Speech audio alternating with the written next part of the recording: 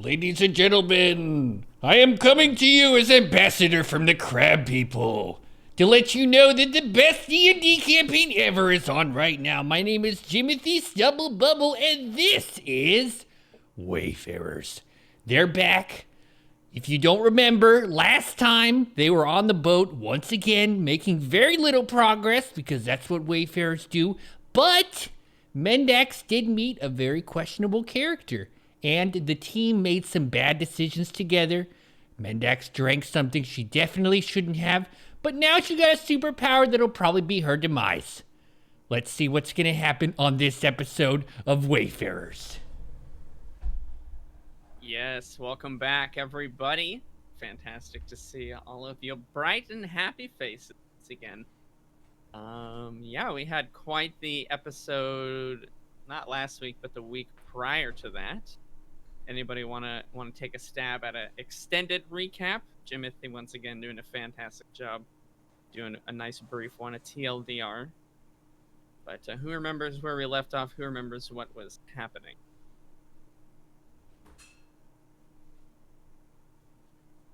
So, I believe, at this point we're getting rather bored of hanging out on a boat. And especially when people, decide to go inside your head and steal your memories. It's kind of effed up. It's a violation of personal space and personal brain space. So, yeah. What the hell, Mendax? I mean, if you didn't want someone to take those memories, you shouldn't have left them there. That's all I'm saying. Yeah, You it leave your was memories a. in not your brain? Yeah, put them somewhere else. I'm a rogue. I'm a very accomplished rogue. It's not safe if it's on your person or in your person. Are the rumors of tieflings having a second brain in their tail true? Unsubstantiated. Could do a test. Honestly, I don't even know that we've actually proven they have one in their head at this point. It might be diminished, but alcohol makes life a little bit more fun, even if memories do tend to drift away. But yeah, so basically, you've got this power from drinking a potion, if I remember correctly, right? This is a potion you got from. What was its name again? His name was Nightmare. Nightmare. Was it a kobold, right? Indeed. You tell me. I don't remember almost anything about him. Yeah, so that's about as good a summary as it gets. Nightmare, the kobold, gave the potion to Mendax, telling her what it does, and as soon as she basically walked away, had very little memory of the encounter. You guys set out to investigate and find out what this potion does, etc. You couldn't nail it down for sure, but you figured it was some kind of ability or knowledge that, deeming it safe, using one of her two brains at least to come to that conclusion.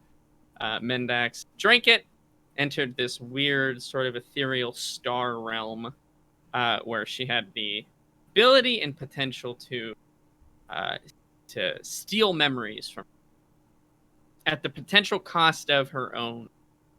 So she learned that kind of the hard way there. That's basically all the information you have on this power. Might not come up for a while, might come up very soon, who knows. You know pretty much exactly what you know. It didn't impart any other, like, this is how you use this is how you can get better at it, nothing like that. So it'll be up to you to sort of figure out how this works, what you can do. If there are any other limitations, you just have no clue. So I would say attempt to use with caution at best. Even if those words fall on deaf ears, put them out. In addition to that, you guys got to talk and chat with the crew a lot more. Nigel, I know you made a pact with the captain, who has some old magic used for sort of pacts and contracts.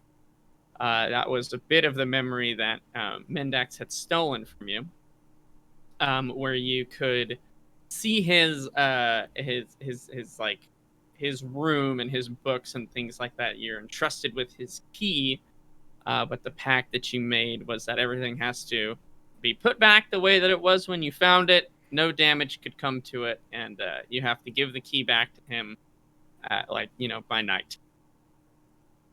So I believe Mendax re-informed you of that situation, and we left off right at about that spot.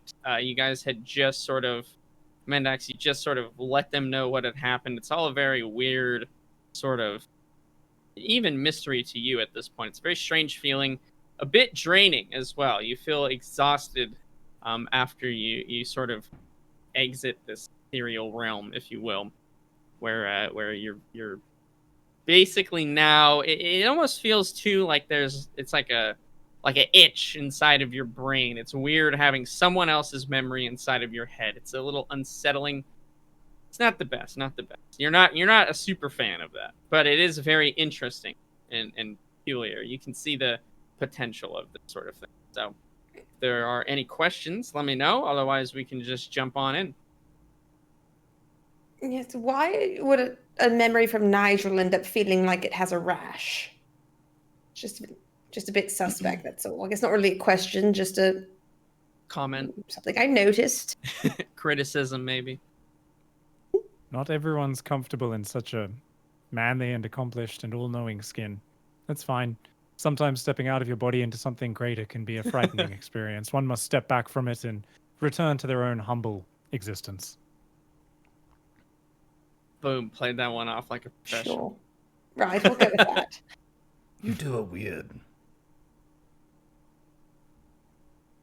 All right, so we'll go ahead and jump back in then. Mendax, yes, you're now safely out and back into the real world, if you will. You're only your mind left. Your body was still like on the bed, passed out. You sort of spring back to life, and you feel all of those feelings, that sort of exhaustion, that weird sort of itch inside of your brain. A little bit nauseous at the same time, but you explain to the Wayfarers what happened, what transpired. And I think that's pretty much where we left. So go ahead, you guys can take it from there. So it's the afternoon. Yeah, it is the afternoon into evening, we could say. We'll say it's around 5 o'clock, 6 o'clock. Well, Nigel, you do have the potential to still go to that room, check this out if you want. Yeah, I'll start off by doing that. I'll head over and grab some books. Okay, sounds good.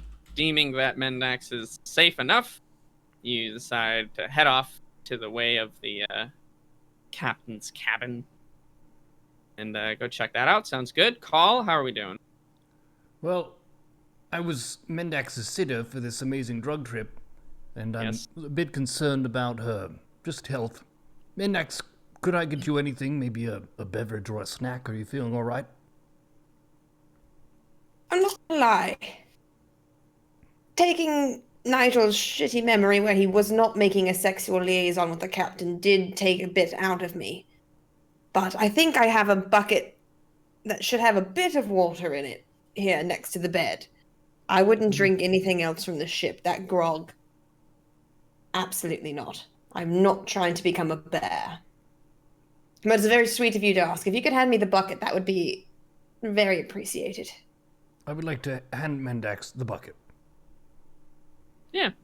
Buckets kind of sloshing around with some water and still some snow that's sort of compacted more into ice, basically, at this point. So it's almost like a Slurpee that's water only.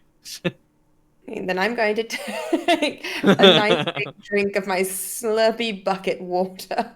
You do so. It's extremely cold and quite refreshing.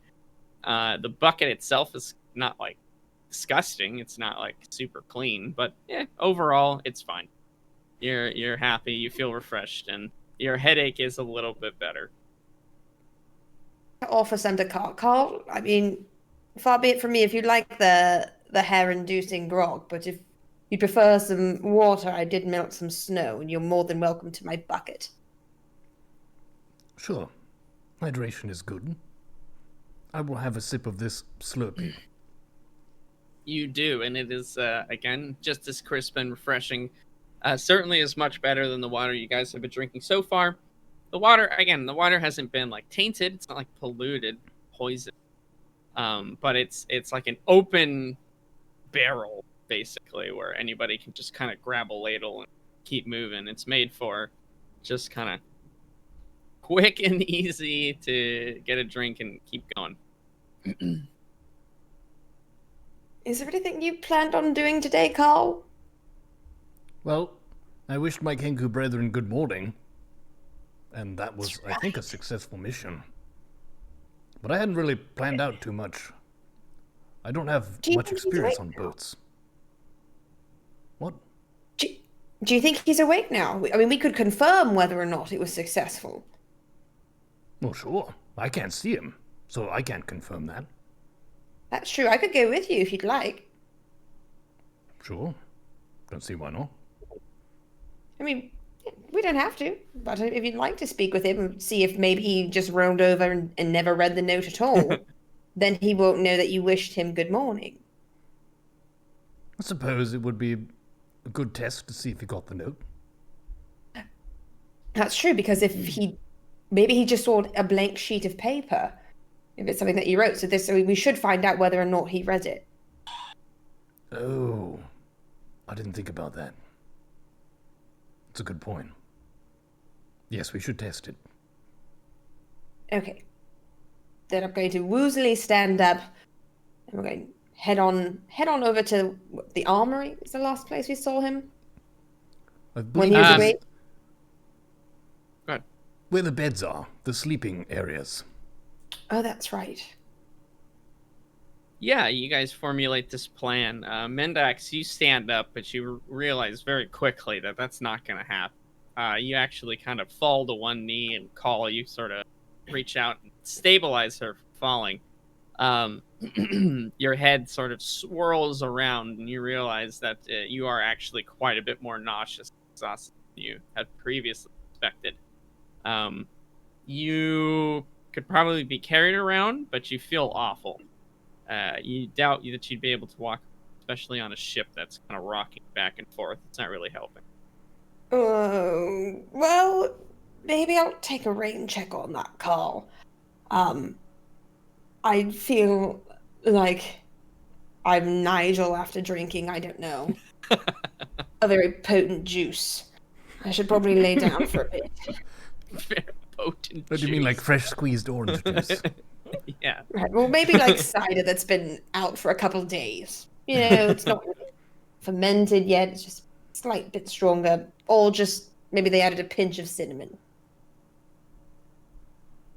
In any case, I should probably lay down for a bit. And then I will join you if you've not, found Nigel or someone else to do so. Very good. I feel like you need a snack or something. Can I get you a cracker? Piece of bread? Raw fish? Or a piece of bread. You want bread? Probably not the latter, but anything that is a carbohydrate I would very much enjoy. What's a carbohydrate? God. Anything that's delicious. Okay, one raw fish coming up. God damn it. Fantastic. Carl will set out to find you your raw fish or bread or both. Who knows?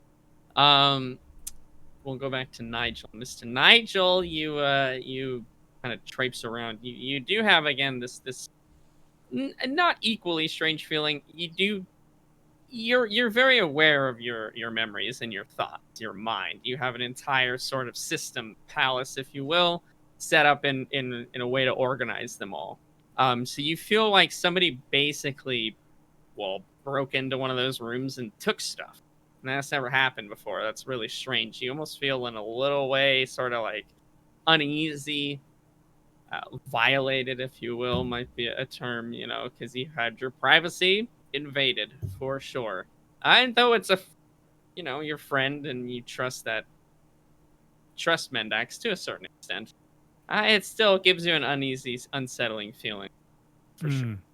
I think yes, it's often a dog is known as man's best friend, but when they roll around in the mud out in the rain and then run inside on the carpet, you're still rather pissed off. So There you yes, go. I There you go. I A understand the little, feeling. yeah, a little mad even would definitely not be inappropriate. But nonetheless, you sort of cool off and try to find yourself again by heading over to the captain's quarters. You have this key, so it's on a necklace around your neck, and it's a very large sort of brass, very simple looking key. But as you sort of inspect it more and more, you see that the key, like the I don't remember what those things are called, the points that come out that make keys work, essentially. They have little very tiny divots in each of the I think they're called tines. I'm not sure. Could be wrong. Yeah, I have no Anyways, idea. yeah, and you know what I'm talking about regardless. In those parts, they're very, very sort of small looking. It looks like they're on purpose. It doesn't look like it's been scuffed up. It looks like it's very, very meticulously made that way. And very quickly you make it to the captain's quarters. Key in hand, you do check the door, and it is locked as you expected it. All right, I will put the key in and give it a turn. Okay. Yeah, you do so, and you feel the satisfying click of a heavy lock unlocking, essentially. The door swings open slightly as it almost pops out of place, now that it's not being forced to be held into the door frame. And you step in, close the door behind you. Do you want to lock it behind you, or do you want to just leave it open? I'll Or just like leave it open. unlocked? Okay. So you kind of close the door once again. The latch catches it, and for the most part, I mean, it rattles around every now and a bit. The ship sort of settling, if you will, on the ocean. Yeah, but you walk in. It's quite an amalgamation of stuff. It looks like one of essentially Master Nivix's like storerooms in a way. There is all assortment of just random, to some trash, to obviously the captain treasure, just sort of strewn about. It doesn't. It's chaotic, but it's not necessarily messy. Like there's not like like banana peels and rotten apples and stuff laying around, right? But there's just a whole ton of stuff here. There's a few bookshelves on the sides of the wall, either side of you, and they're filled with different volumes, different tomes, text. It doesn't look uniform in pretty much any way. Some books are gigantic. Some books look very, very sort of almost like pamphlets, if you will. Just some papers that are shoved into the sides of some of the books. There are bookmarks in a lot of them as well. A few of the tomes you recognize as just sort of popular literature. And on the desk itself, there are maps and papers along with quills and ink. Again, different, I would say, ornaments as well. There's like a glass skull. There looks like there's a stuffed parrot in the corner. Just all sorts of stuff that this guy has picked up throughout the years of traveling around. Maybe received as gifts or tributes. Picked up because he thought it looked interesting. All right, I'd like to approach the stuffed parrot and pet it. Sure. Yeah, when you do, the parrot, as you step up to it, it's sort of this multicolored sort of rainbow, right? Starting red at the top and ending yellow at the bottom. It has sort of lifeless plastic-looking eyes. It looks like it's just basically shiny black rock, maybe obsidian. It looks very well stuffed. As you pet it, where your hand sort of falls on the feathers, changes colors, almost like a mood ring. As the heat from your hand changes it slightly, and as it cools off, it goes back to its original color of what it was. Cool.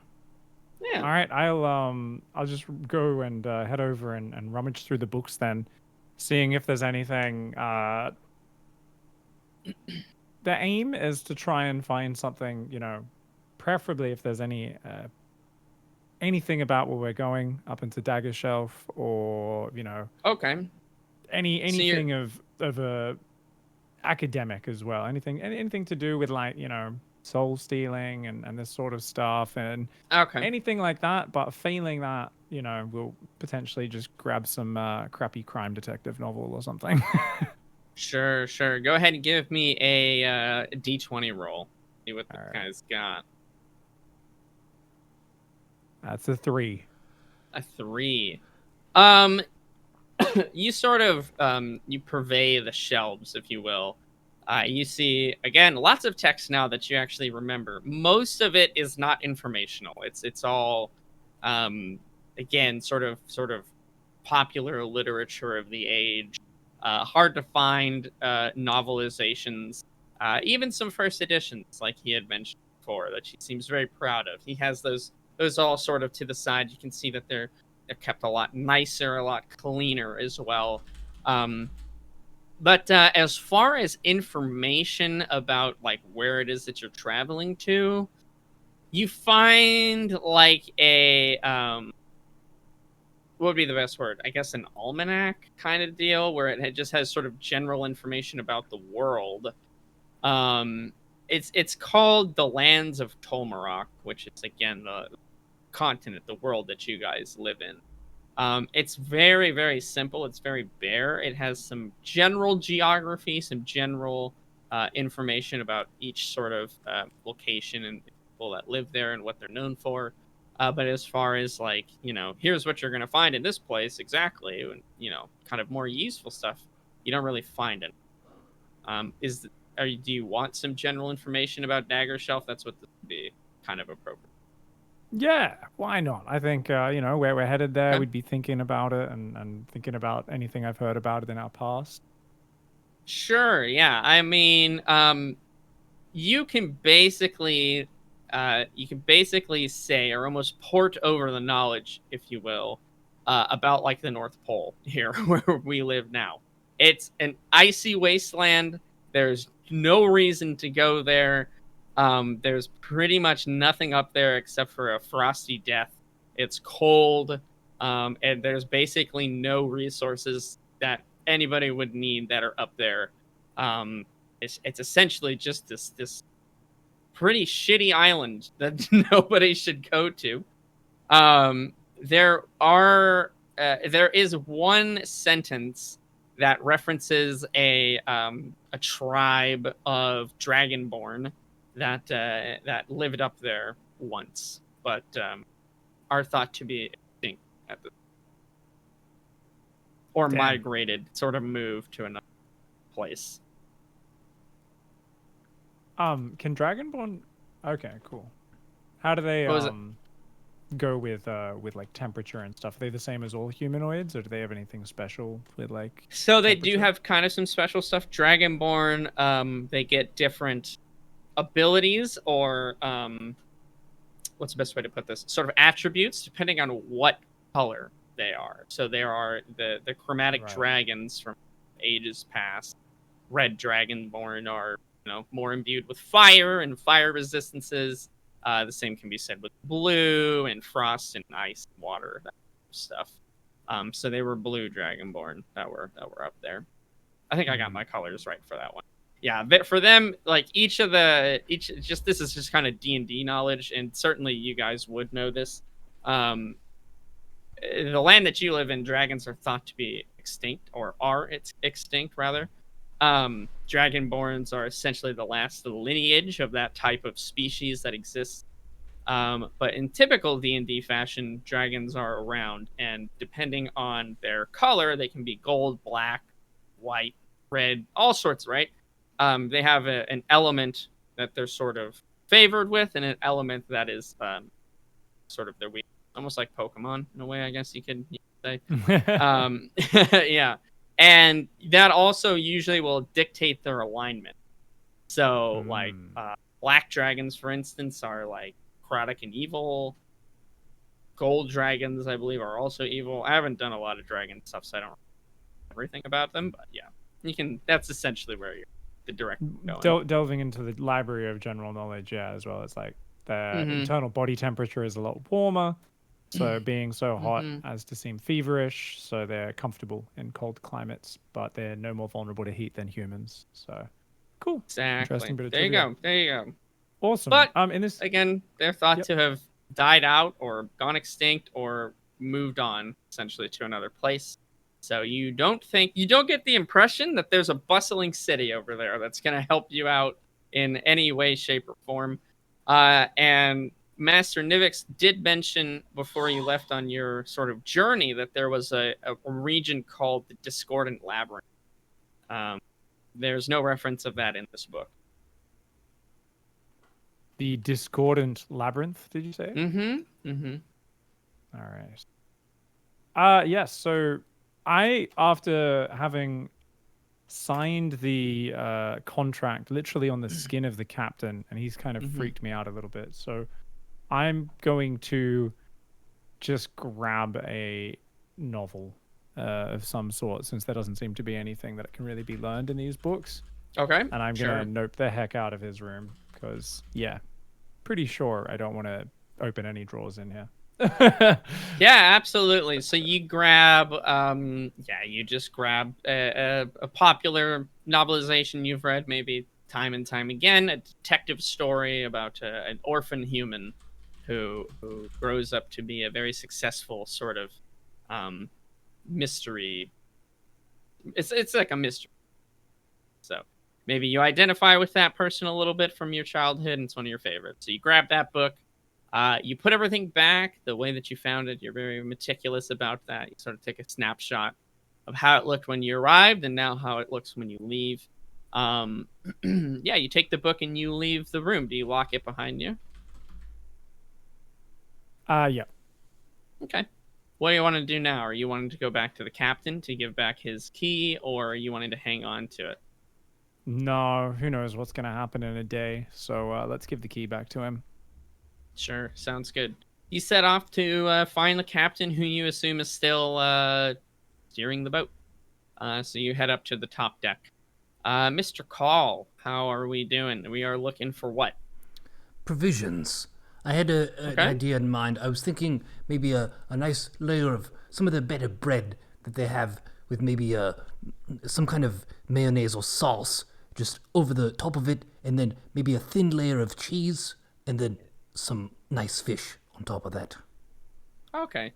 Yeah, you go out, you look at the provisions again. It's almost like a snack bar. They just kind of have it. It's like in crates that are nailed to like a shelf in the side of the ship. Or again, speed and easy access to this food is all that really matters to them.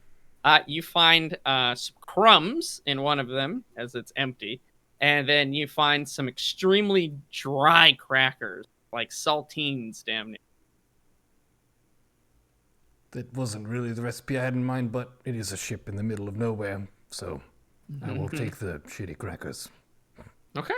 Yeah, we'll say you get they're sort of thin sheets almost, right? They're very, very crisp and not wide. They're not thick at all. So you want to just grab one or two of those? Oh, 3 or 4. Okay. You grab a few of these sort of large crackers. Yeah. That's what you got. That's all that's there? Oh. That's all that's there. It's a That's hungry again lunch that's on this ship. yeah, I mean it's sort of meant to keep people going throughout the day, and it's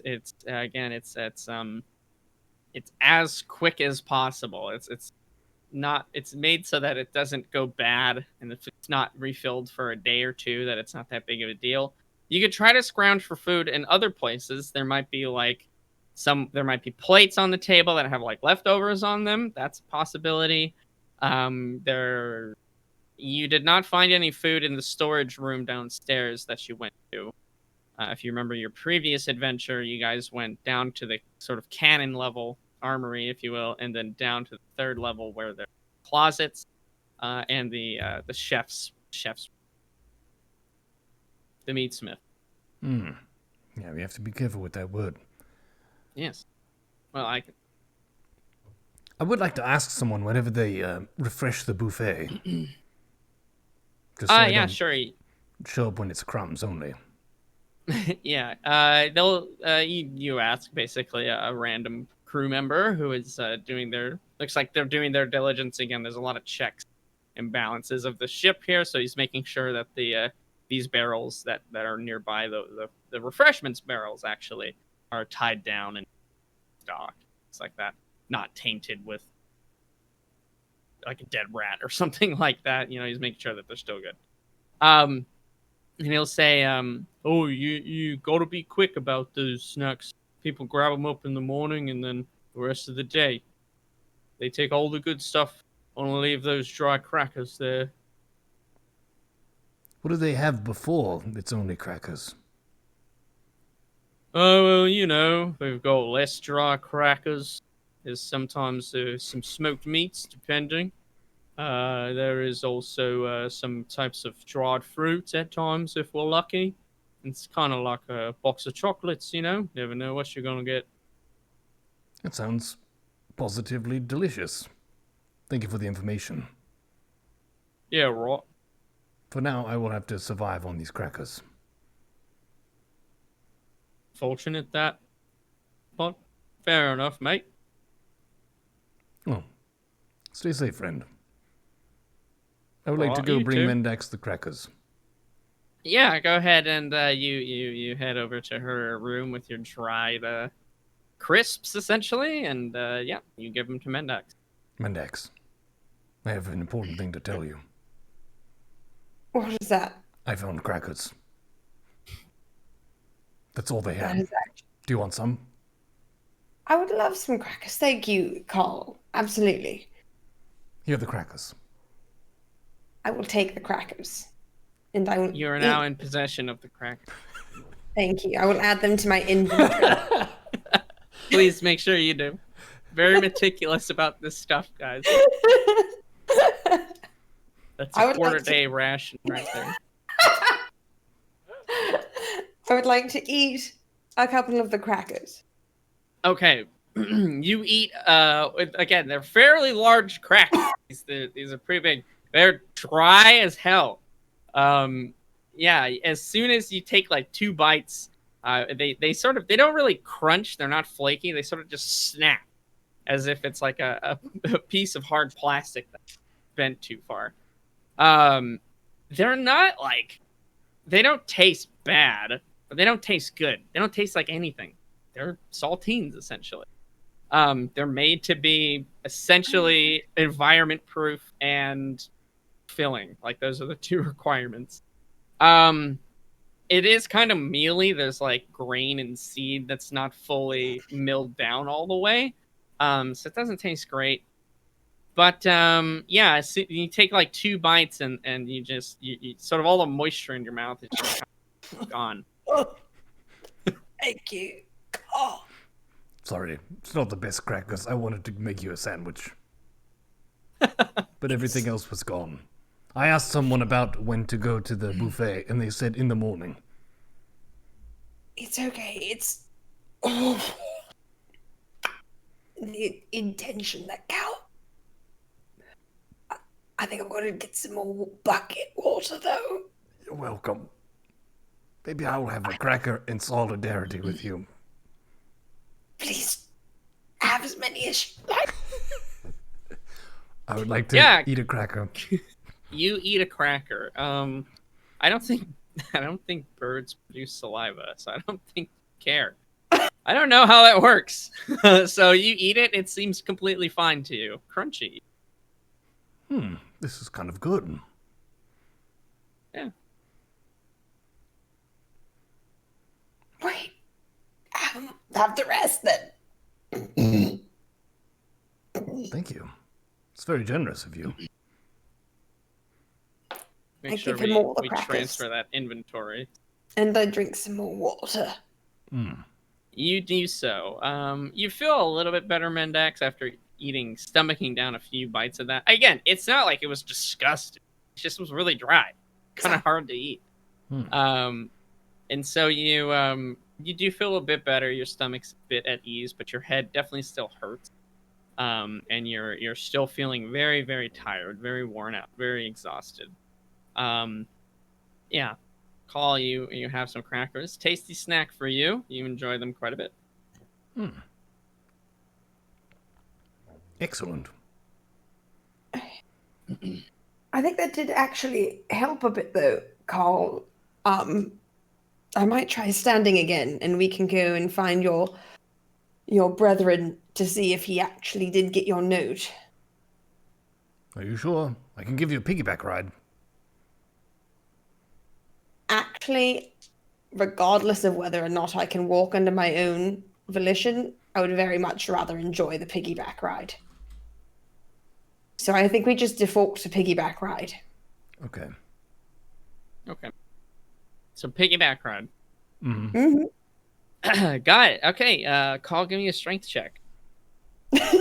Okay, don't get crazy on this, DM. I'm just saying.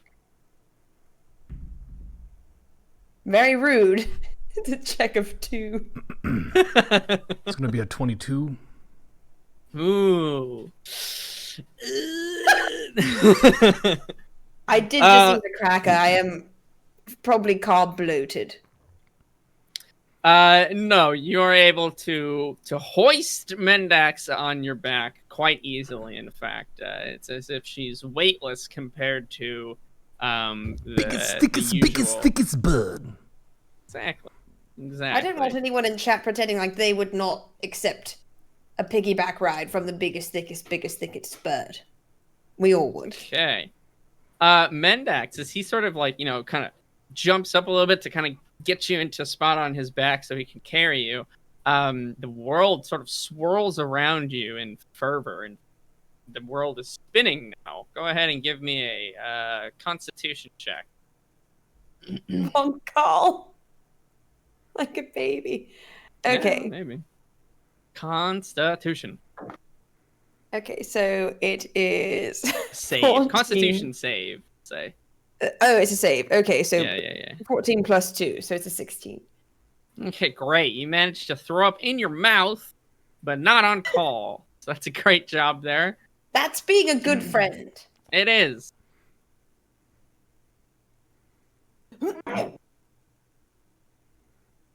Mendax, you okay? Should I put you down? I don't speak. No, actually, I'm fine. I'm fine. We're good now. Do you want another cracker?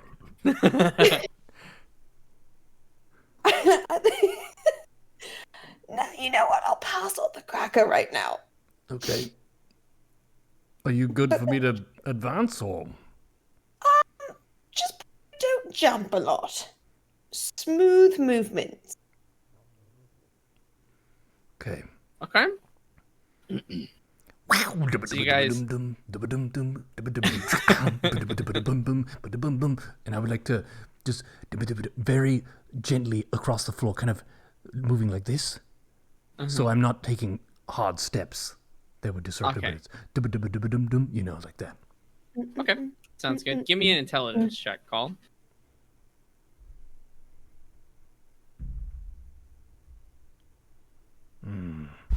14.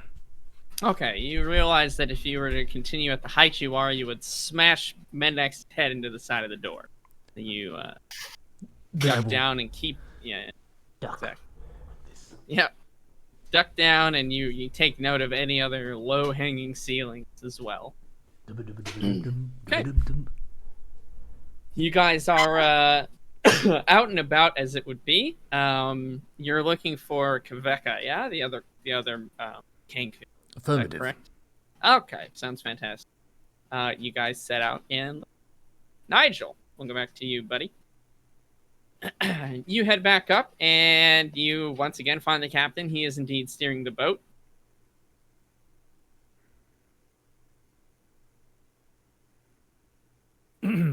I'll just approach.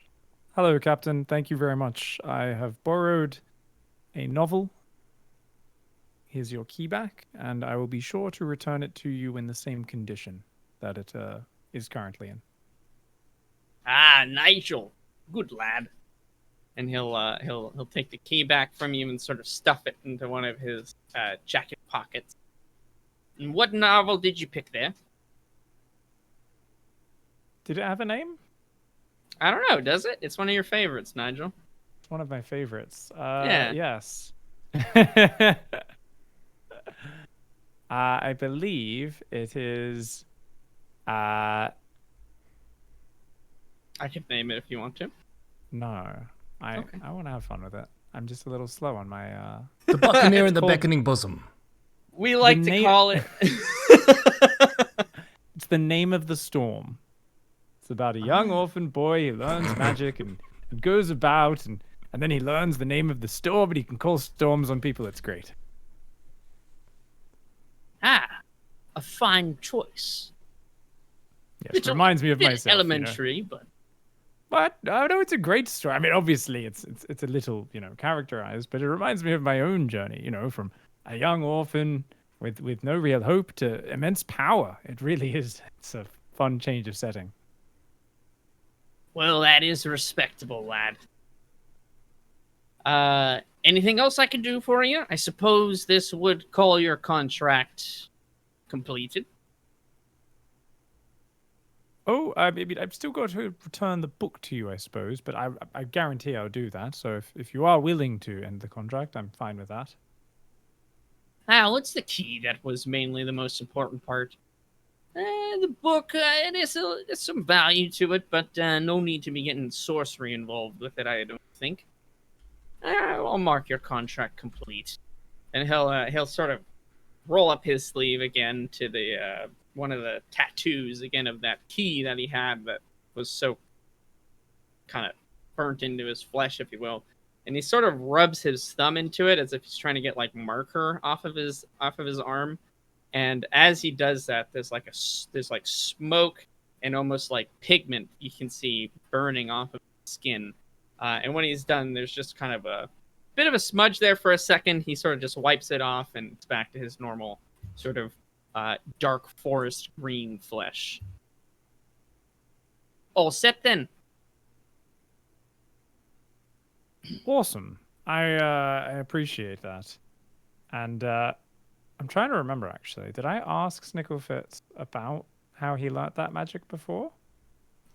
think You I don't did. remember. I am It has looking been through my taken notes. from you. No, your memory was I don't even stolen. remember the interaction. Do not remember, yeah. Wow. So no, to you have no recollection if you did or if you did not. Okay. I understand the magic anyway, but I didn't actually ask about it. Give Where me did an you- where did arcana. Give me an arcana check.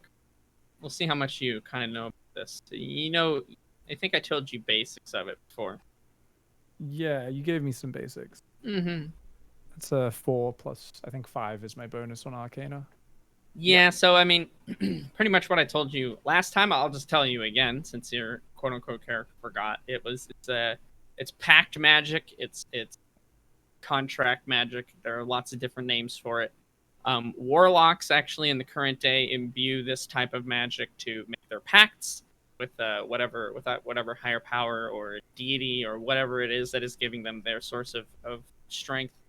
But people can use this used to use this in a way to bind people to contract, make sure that they would fulfill their end of it, or you can set all sorts of things as the concept of death being one of them, to minor other things happening as well.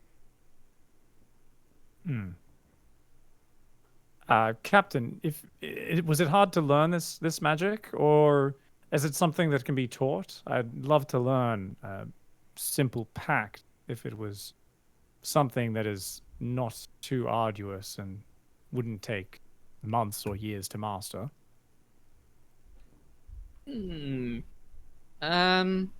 What would you say? Let me think for a second.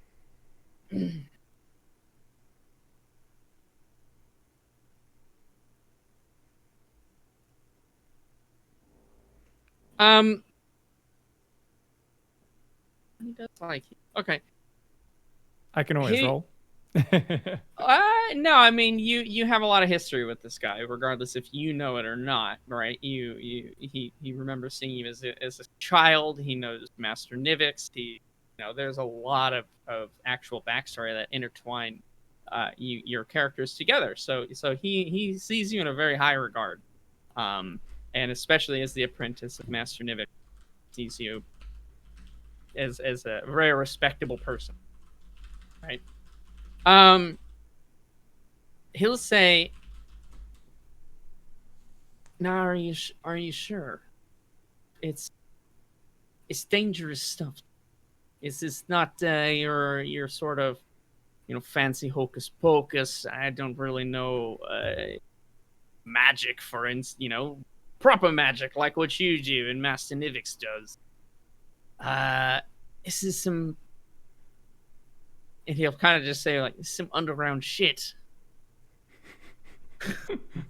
Indeed. I mean, it's something that I have an immense respect for, and I'm not sure exactly how I could use it. I just know that as someone who is already in my short time roaming this world, I've come across innumerable dangers, and there is always an option to find a way around problems and to, especially manage relationships with those that you cannot trust. Something I'm sure you're used to, and this has come in very handy in your business, of course, out here dealing with all sorts of characters. And trusting some of the strangers we come across on the journey has always been a hard ask. So something like this could actually be very useful. I definitely take it with a deep sense of respect, though. I would not be idly messing around with such forces. And he'll look. He looks very serious for sort of the first time. He's always sort of had the kind of this bubbly demeanor, kind of everything's going to be just fine. Walking around without a real care in the world. Even approaching your guys' quest, he said, there's a very high chance of death. It didn't seem like he cared all that much, but this he does take a bit more serious. And he'll sort of click his fingers and stamp his foot a little bit as if he's sort of made a choice. And he said, "Tell you what, Nigel, on the way back home, when we're transporting you back after a job well done, I'll teach you what I know." Fair enough. If we survive in one piece, then I look forward to the opportunity. Well, I'm sure we'll be fine, right? We've got this. What do you guys call yours? The stragglers? No, the strangers. What is it that your company is? Not incorrect, I guess, as factual descriptions, but we are the Wayfarers. Right. Yes, Wayfarers. That's much better ring to it. A lot. Yes, that's character. Now that's a proper name. I like it. And he'll sort of pat you on the. He's much smaller than you. He'll pat you on like the leg, essentially. But yeah, he has agreed to teach you what he knows about this. Not quite forbidden, but not super common type of magic. Cool. I'll take my leave then and just go and find the others then. Okay, sounds good. Yes, Call and Mendax. While Nigel was talking with the captain, you've both been working to find Kveka, which you do in the cannon room of all places. Again, that is sort of his domain. He's in charge of maintaining and upkeeping the armory, making sure that everything is working properly, cleaned, etc., etc. So it looks like he's just working at he's essentially checking out the cannons one by one. He has, again, a checklist that he goes through to make sure everything is functioning properly. Okay. Hello, Kveka. Oh, hello. Yes. Am I still on Carl's back? So am I floating in air to him now? Yeah, I guess you would be. Yeah. He sort of looks at you a little bit strangely and then sort of pieces together what you're doing. Yes, of course. Hello, Mendax. And he kind of nods his head, pauses for a moment. Hello, Call. I can't hear him, correct? No, you can. You remember, you can hear everything he's saying. You can. That's totally fine. He cannot hear you. He can't see you. I'm invisible. He cannot interact. You're invisible, but he's not to you. Yeah. Ask him if he got the good morning. Oh, that's right. Okay, yes. Kveka, did you by chance get a little note in your bed this morning? He kind of clears his throat a little bit, and yes, some sort of good morning. I assumed that must have been from Call then. Yes. It was from Carl. Carl, he could read it. He could read it. That's amazing. So I can communicate using notes.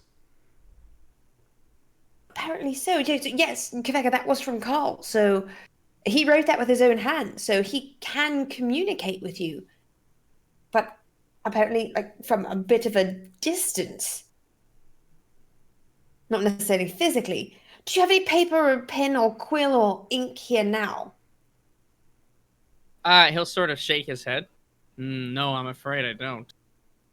Just well, nah, yeah, he doesn't. He just has he does have his checklist, but there is sort of writing that's on it already. Says he doesn't have any scrap, but he does have an ink in sort of pen. It's almost like a charcoal kind of marker. Oh, he does have that? He does have that, yeah. Okay. Kveka, could I possibly bother you to borrow that for a moment? He'll hand it to you. Says, yeah, sure. I do need to finish my work eventually. I will need it. Okay, yes. I will give it back, I promise. Carl, do you want to try writing on any other surface here in front of him in case if you're writing it in person to make sure that he can still read it at the same time, or if maybe it was an issue with the fact that you wrote it before in a different room and then left it there. I think it's worth trying to see if you couldn't write something either on my hand or on the back of his parchment or my shirt or anywhere, really. See if he could actually read it. I would like to draw a smiley face on the wall somewhere. Just 2 dots and then a smile. Yeah, you do so. It shows up on the wall. You make it fairly, big. And he sort of nods his head. You can see he does look a little not weirded out, not freaked out, but like, okay, yeah, this is a little strange. You go, yeah, yes, I can see that. I can see that. It's amazing. It's incredible. How strange. But Carl, you know what this means. Now, you can actually talk to him, not verbally, but you can talk to him on your own. Oh, I thought you meant that it means that he knows how to read. Well, you didn't write any that words. too. That would have been hilarious. A smiley face is I mean, still a luckily, symbol. yes, you did do a symbol. Yeah. Well, this is cool. I don't feel totally shut out from the Kenku anymore. I can at least write them letters. Which means that maybe I could be a sort of male bandit. And I'm just in the post, sending notes. A male bandit. Carl, well played. Or you could even write to petition to have potentially this exile overturned. I could, I suppose. Especially if we save this world from the Lich King, I think they fucking owe it to you. It's not the Lich King. Sorry. He could be a duke. Listen, I mean, I suppose he might have royalty. right? Are you know. his titleage here? Yeah, he's the Earl of Lich. Yes. He could be the Marquess of Lich. There you go. There you go. Count Okay. Lich the Grumpy. So yes, I could write letters, and I could even communicate back to my tribe and say "fuck you" or so on. You could write the most foul and lewd. You could make some very interesting drawings as well and send them back. I could be it. You know those wandering artists who just put up these amazing works here and there and then disappear? That would be very easy for me. Oh, I just realized something. What if What? those are all Kenku who've been exiled? It's not Banksy, it's like Kenksy. I don't know why I have the X-Files theme in my head right now. Probably because it's the best television theme song of all time. Fight me, it is. Even better, dare I say, than the Golden Girls theme song, which is the next best, obviously. Well, I'm feeling pretty hyped, now that I'm not totally shut out. I don't know if my Kenku brethren is as excited. He seems more, Again, it's a bit of a strange thing.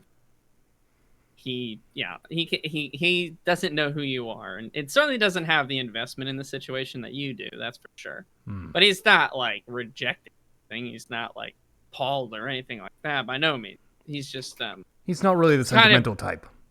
He's kind of confused, but like sort of the situation was put upon him in a way. Yes, all right. Well, okay, he did have to get his work done, so calmly we should give him his charcoal pencil back. Yes, very good. Of course. He doesn't need to do his work. He's been our guinea pig here. We're just testing things about this curse. But it's good. We've made progress. Thank you, Mendax, for helping. We have. Thank you so much, Kaveka. We really appreciate this.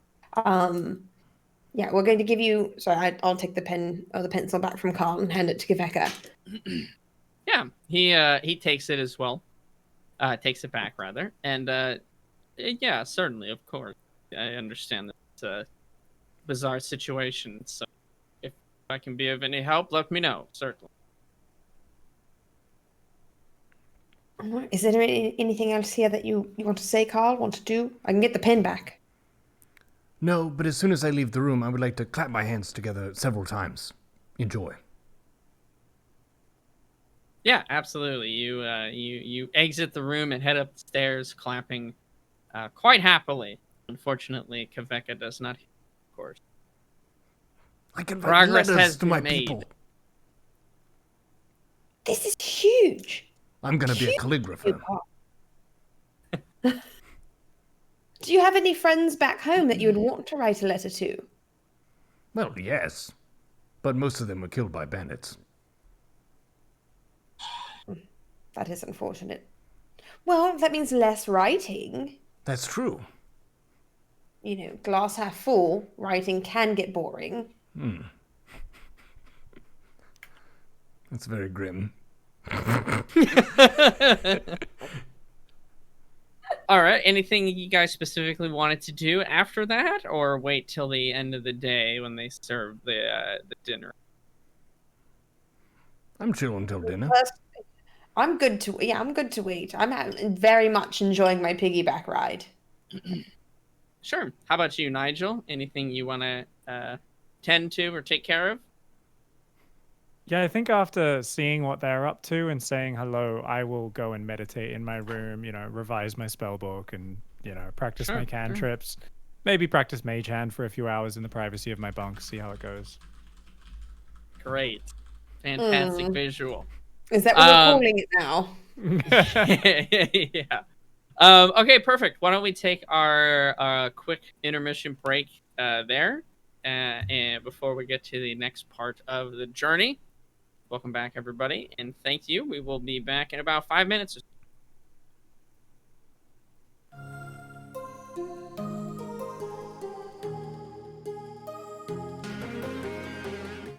Ladies and gentlemen, we have returned to 3 bumbling idiots and a cruel and unusual dungeon master in perhaps the most despicable show of Dungeons & Dragons the world has ever seen. We're back with Wayfarers.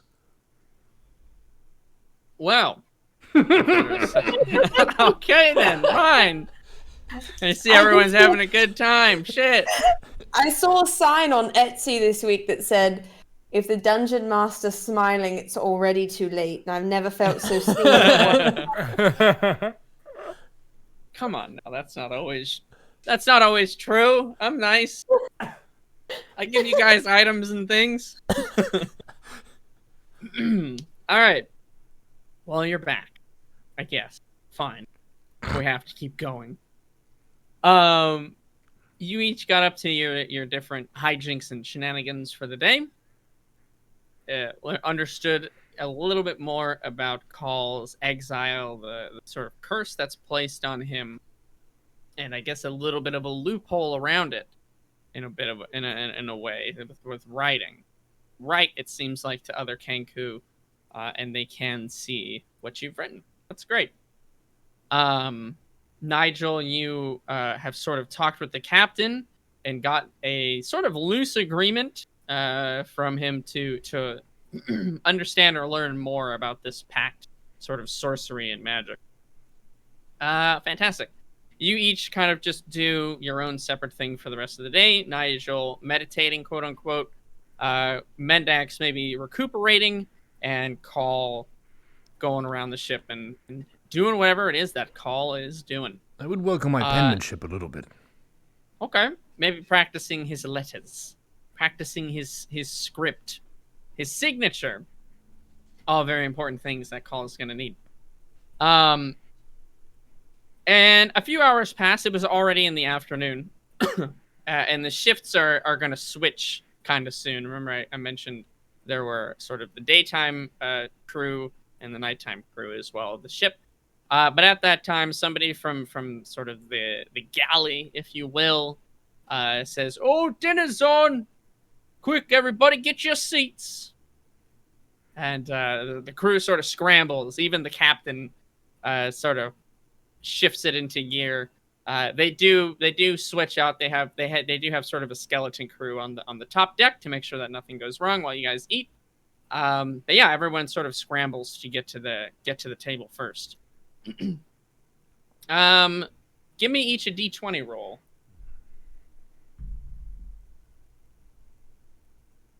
Nine. 17. Okay. What'd you get? I got a highly impressive one. Okay, A strong fantastic. one, though. A bold one. A bold one. Gotcha. Mhm. As strong as a one could be. Fantastic. You we'll start with Nigel. Nigel, you were almost anticipating the dinner. You've been on sea now for a couple of days. So you've kind of got it clocked in your head. You remember about the time.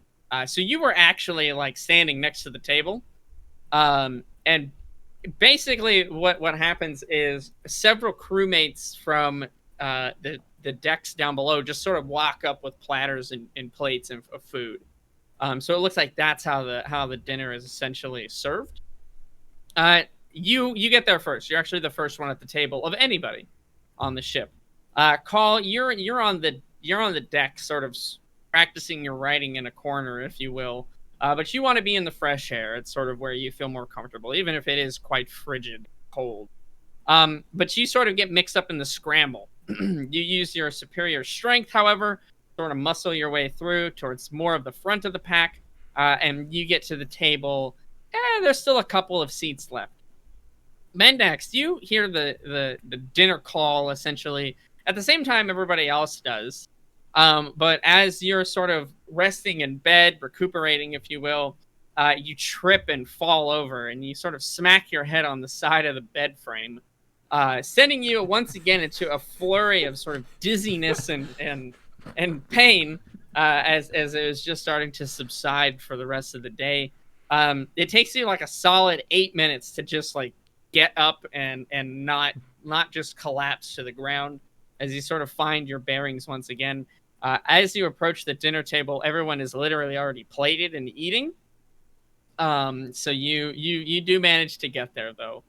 The dinner for tonight is like a twice baked like potato puree with like a mushroom stew with different scraps of like pork and things like that in the stew as well. So again, another hearty meal for the night.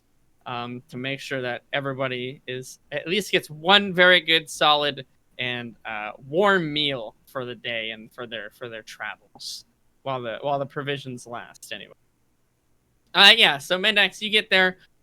It is starting to get down to the bottom. That's where like the sort of, mishmash of like smaller bits of food are at that sort of made their way down.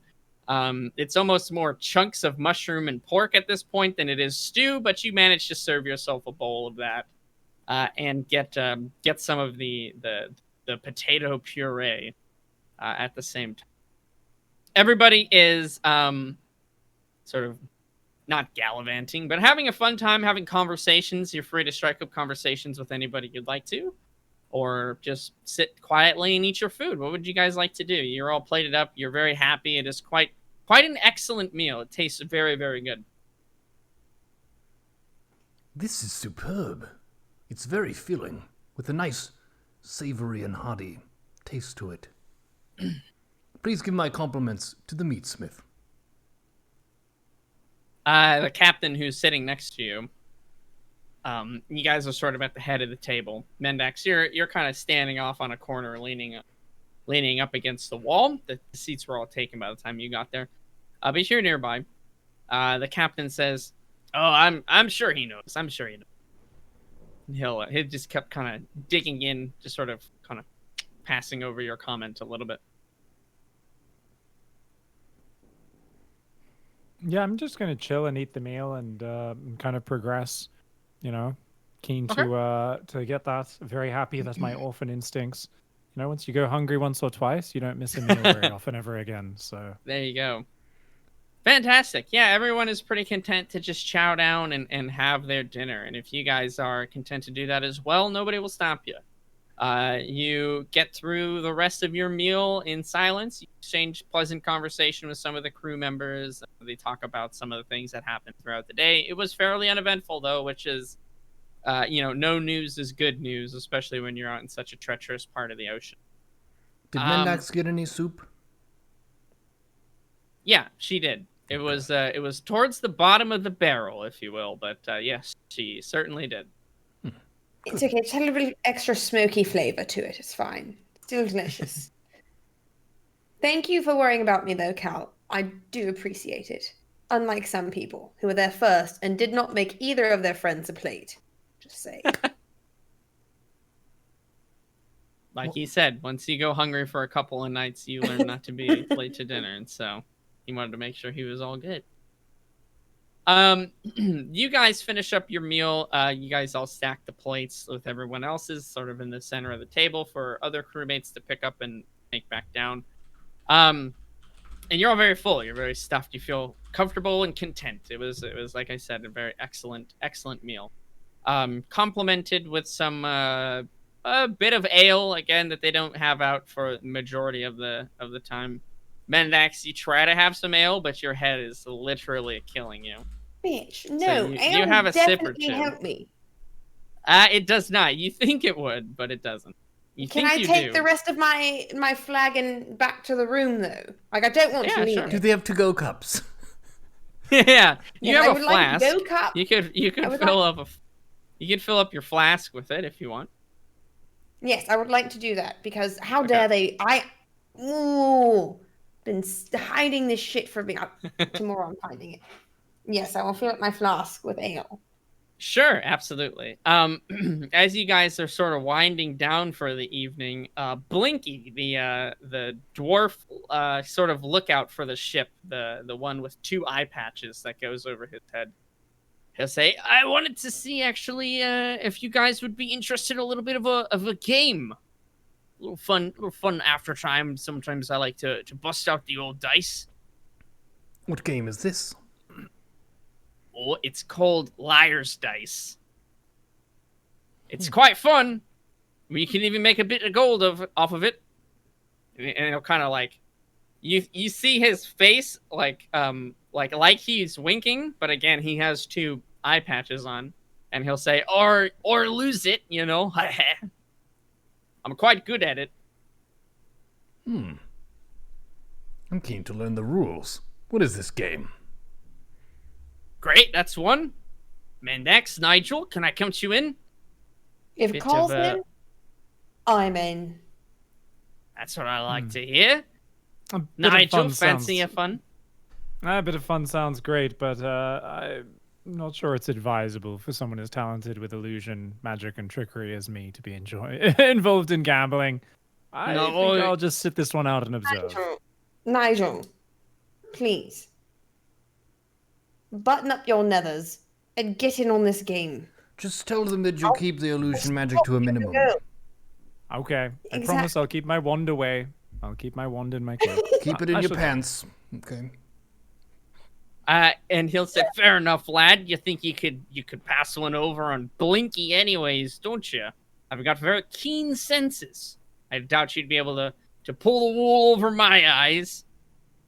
And just completely oblivious that he just has this literal things covering his eyes. It's great. Let's go then. Come on up to the top of the deck, and he'll sort of walk away, trot away with like a collapsible board under his arm. Game out on top deck in the fucking cold. If you would have led with that, maybe I would have said no. Nigel, you may have actually had the right answer to this, but now I feel like I'm not happy about playing this in the cold air. I'm just not. Do you guys follow him? Yes, I'm going to follow him, but very poutingly. I'll share my cloak with Mendax. She's had a rough day. Thank you very much, Carl. Hmm. And I think you actually still have my cloak on too, so we can share my cloak. True.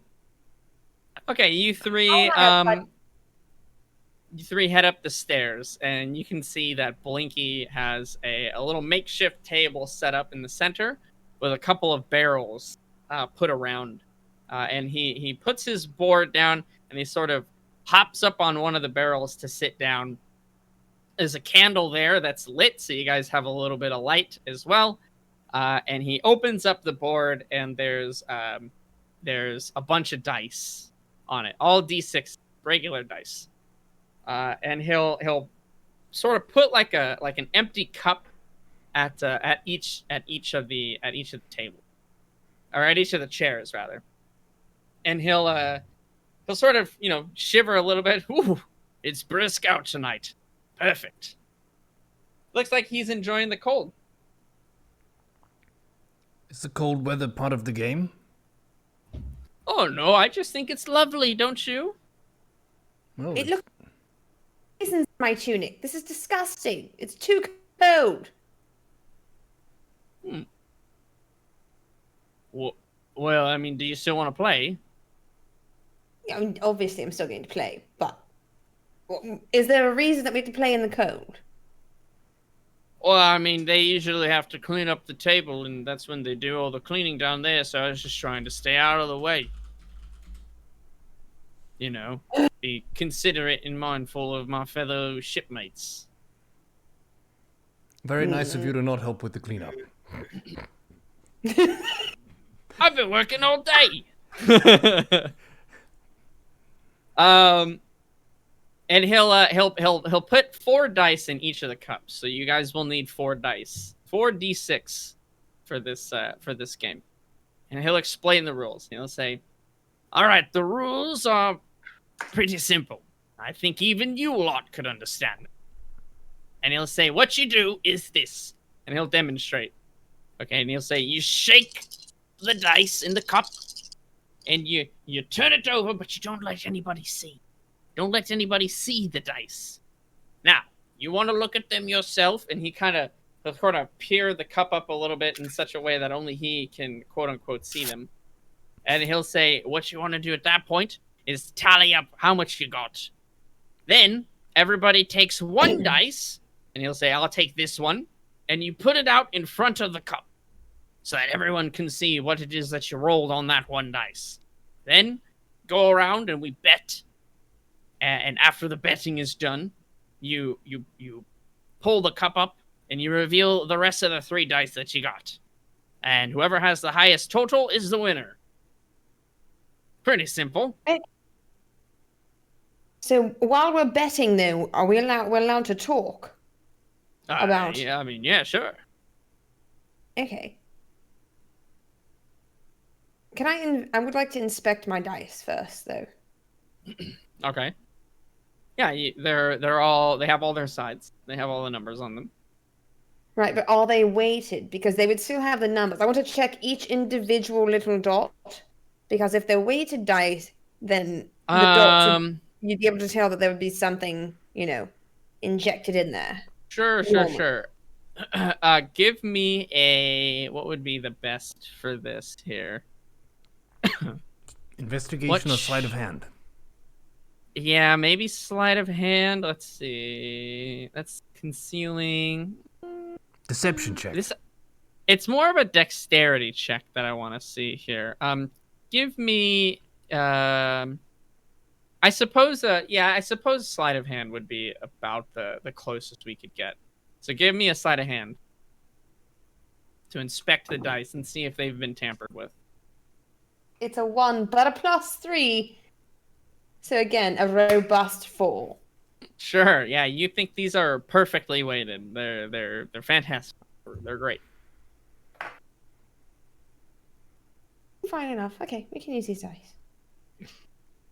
Okay. Does everybody understand the rules?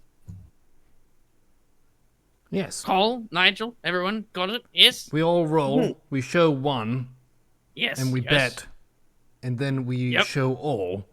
And the winner got it. takes all. Right, Yeah, so that's 3 under the cup, 1 outside the cup. 3 under the cup, 1 outside of the cup. You pick whichever one you want to show. That's a part of the game. Get a little bit of mind trickery. And if you don't want to bet, you can decide to back out. If you don't favor your hand. Fair enough? Fair call. All right, then. Oh, one more thing. Whoever shows the highest number of dice, that's the person who starts off the betting. Makes sense, eh? Gotcha. Mm-hmm. All right, everybody, go ahead and roll your dice and pick which one you want to show.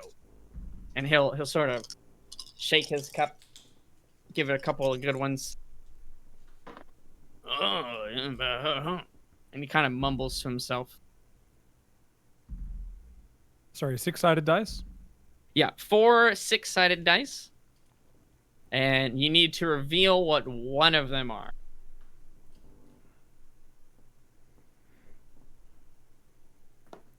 I just rolled a d4 4 times and wrote them down. That's not going to work. You have to roll a d6 4 times. Oh, it's a d... Oh, sorry, d6, yes. Okay, yeah. just Okay, say that's that. fine. Yeah, that's fine. Okay, That's I was fine. like, I did the D6 4 times. I totally heard that wrong. Why wouldn't that work? Oh no. Fuck. Okay. All right, everyone got their dice picked out. We all do it at the same time. Okay, same time. All right, everyone ready? 1, 2, 3. And he'll put a dice forward. What are the numbers you guys put? I showed a 2. Okay. I showed it 2. Everyone showed a 2. Great. He puts his dice forward as well, and he says, "Fantastic. What does mine say?" His is a 3. And but he doesn't know. So, what do you tell him his dice is?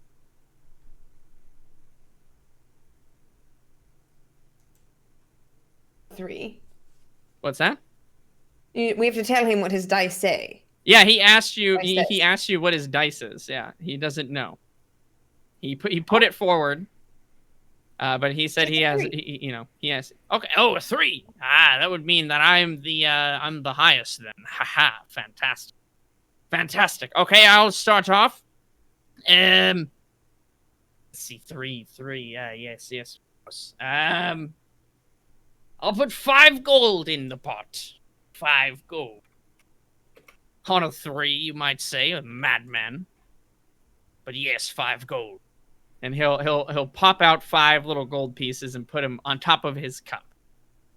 And we'll just go in order of what it has on the screen, going like up to the right, down, and then left again. So Call, you're next. Call, you're sitting next to him. He put 5 gold down on a 3. How are you feeling? Would you like to bet? In order to stay in, you gotta bet 5 gold at least. Or you can raise it if you want. Betting 5 gold that my value is more than his? You're betting 5 gold that all of your dice together are more than everyone else. That all of my dice are more than everyone else's combined? No, No. Just like, you have the individually. highest total amount of your Yeah, four yeah. dice put together. Uh-huh.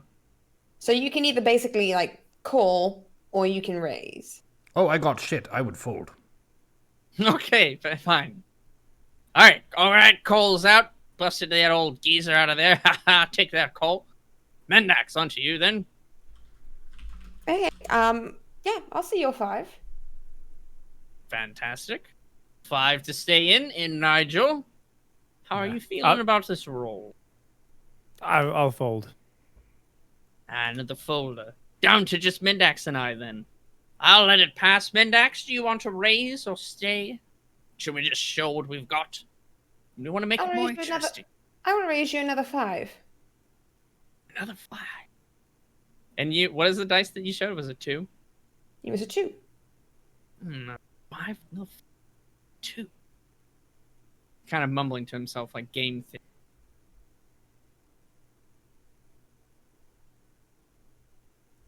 All right, fine. You drive a hard bargain. Old Blinky's good for it. And he'll bust out another 5 gold. And he'll put it on top of the cup. All right then. Total of what is this? 20 gold. Let's go ahead and show what we've got. And he'll lift up his cup, and you'll lift up yours. Mendax is sort of the way that it goes. How much are you showing? I'm showing 16 total. Okay. And he'll say, I'm having a little bit of trouble reading. What does mine say? And he has a 3, a 2, a 5, and a 1. So You showed the 3, and you also Yeah. have a 2, a 5, and a 1. so that's That's less than what I have. damn it! Didn't think I'd lose that one. I thought I had a gold hand. Fine, fair enough. And he'll push the 10 gold over to you. Yeah, you play a hard game. I see you've played Liar's Dice before. No, I just lie a lot. It would make sense why you'd be so good at the game. All right, then. You guys want to play again? Another round, possibly? Interest you in, winning back my money? I'm another game. Boyd? Cole? Nigel? Oh, yes. Okay. I'm ready. All right. Everyone then, roll the dice. And he'll shake his cup again. 3. All right, and he looks at his cup. Oh, yes. Much better. Haha. Got this one. And he'll put forward a 5. And he'll say, okay, what do I have? What do you a lot have? I'm going to show another 2. Okay. I will also show it too. All right. Nigel, what do you have?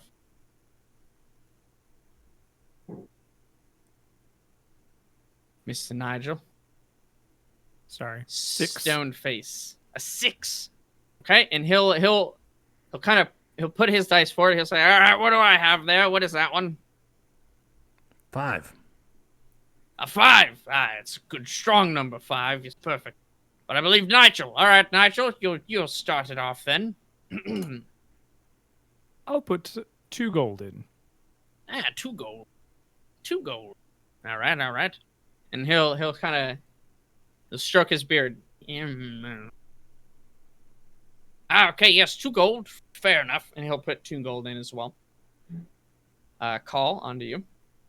I would like to raise to 8 gold. 8 gold.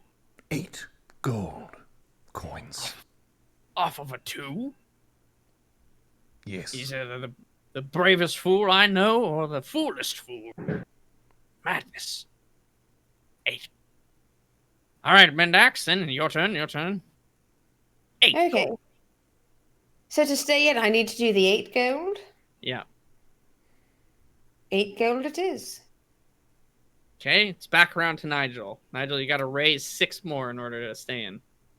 I'm not made of money like you fools. I'll fold. 8 gold. And he'll look again at the cup that he.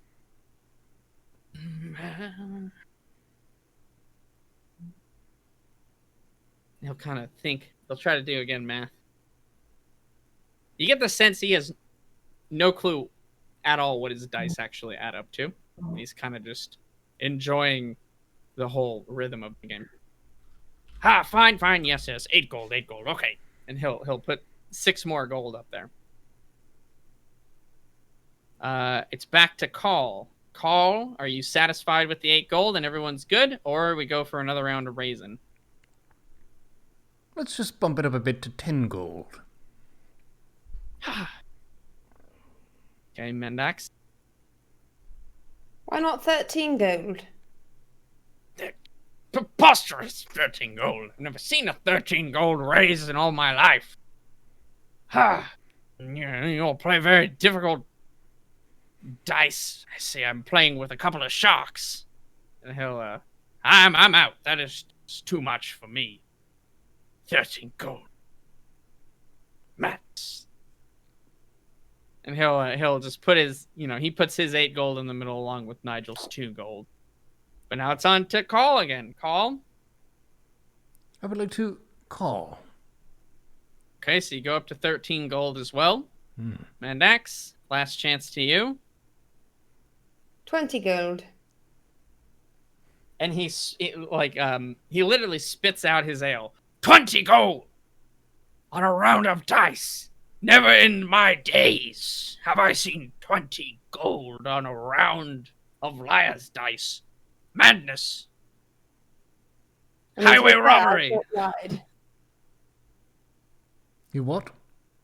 I don't think anyone here yet has actually lied. It's called Liar's Dice, but we've all been very honest about the things that people, sorry, don't want to call it out, but the person that has 2 eye patches on has actually rolled. I call. Calls on 20 gold. All right. Mendax, it's on to you. You gonna stay at 20? Now I'm going to go to 25. I call. 25. And he's sort of How much now gold he's do sort you of have? he's grabbing Oh. Nigel's hand. 25 gold, Nigel. They're betting 25 gold. Do they have a sense of the value of money, lad? Do they know what 25 gold could buy you in this day and age? I'm not very good with money. I wouldn't read too much Really into not. it. I'm a bird I barrier. really have no idea. I'm not an accountant. Okay. 25 gold is the current bet. Yes, and I call. Hey. Okay, he's called. 30 gold. How much? 30 gold. What are you both doing? You're insane. You're trying to just rob each other. No, we're just Bloody getting to show know the each other dice. I'm trying. Absolute I'm mad. curious to know if Mendax is bullshitting me and trying to push me around, or if she's actually got something amazing and she's trying to get value. I mean, we know she has the biggest bankroll of all of us. But honestly, regardless of what it is, I have the most gold of the 3 of us. I can bid it so high that you can't actually meet it. In The pot before does it, get you just split at that fucking- point, of course. You But, bet all of the yes. money that you can. And you lose to some fat hand that Call has. But I'm also, waiting for I it. don't consider giving gold to a friend a loss, so I don't care. I mean, Personally, hey, I'd it's be- at 30 gold. So, I mean, you can call. What's I the don't know. move? I'd be kind of 69 upset gold. if I... 69? 69. Jeez, I would imagine love how to many raise the 69, protein but shakes he could buy. I can't. I can't. Raise the 69. The 69 has to stay. I will see your 69 though. Very good. And Blinky is just 69 gold. 69. 69 gold. On a pair of dice. Madness. I tell you, these people, they have no sense of of the world. So we shall. Excuse me, yes, please do. All right. And yeah, you can lift your dice up. I have a 4, a 6, a 2, and a 6. So It's an that's excellent hand. But is it a 6, a 2, a 1, and a 1? Yep. No, it's not. Title, who won, lad? I cannot see the dice too well. Who won?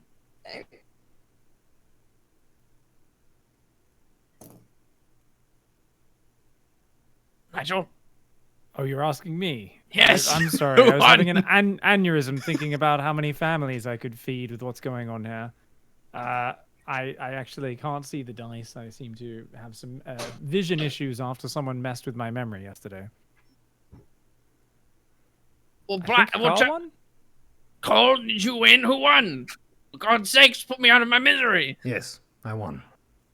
She was bluffing. An expert display. Fantastic. Simply wonderful. Woo!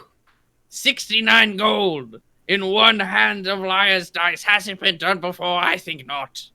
Incredible. Simply incredible.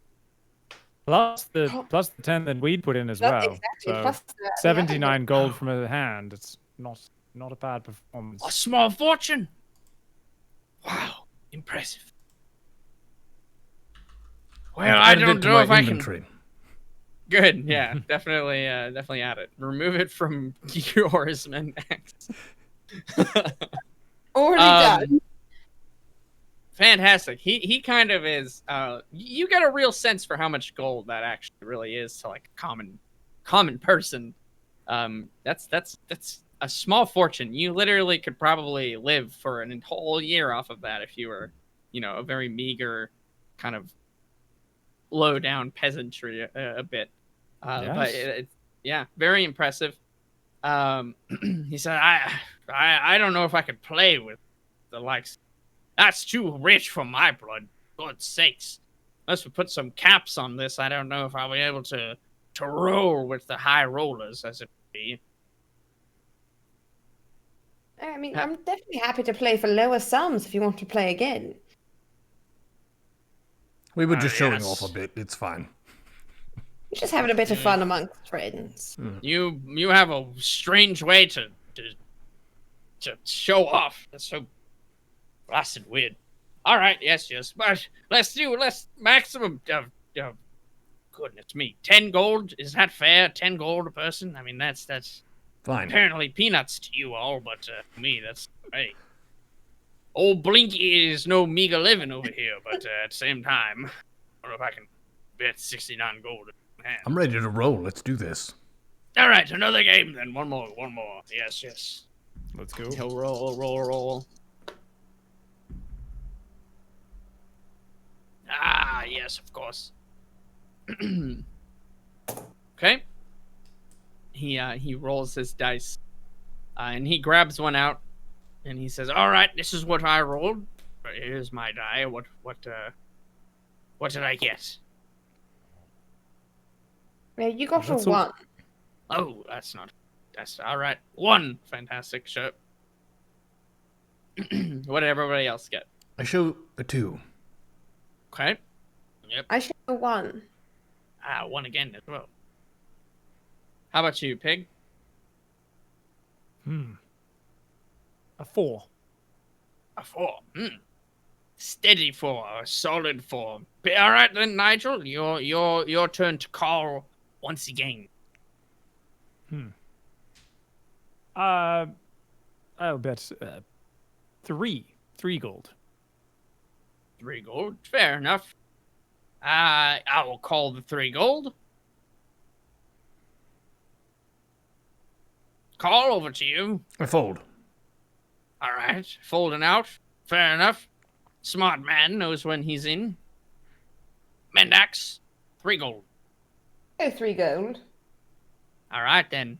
Nigel, back to you. Are we sticking at 3 or are we going up? Oh, I mean, I'm not a high roller like these guys, but A cheeky 4 never killed anybody. I'll throw 1 more gold in. A 4, yes. And he'll look again at his dice that he has under the cup. 4 gold. Yes, okay. Yeah, I feel a little bit inspired here. I think I will go 6 gold. How do you like that? 6 gold. Ooh. I guess it goes to Mendax first. Sure, why not? 6 gold. All right, then, Nigel. 6 gold. You in for the rough of it? Ooh, are Alright. you, Nigel?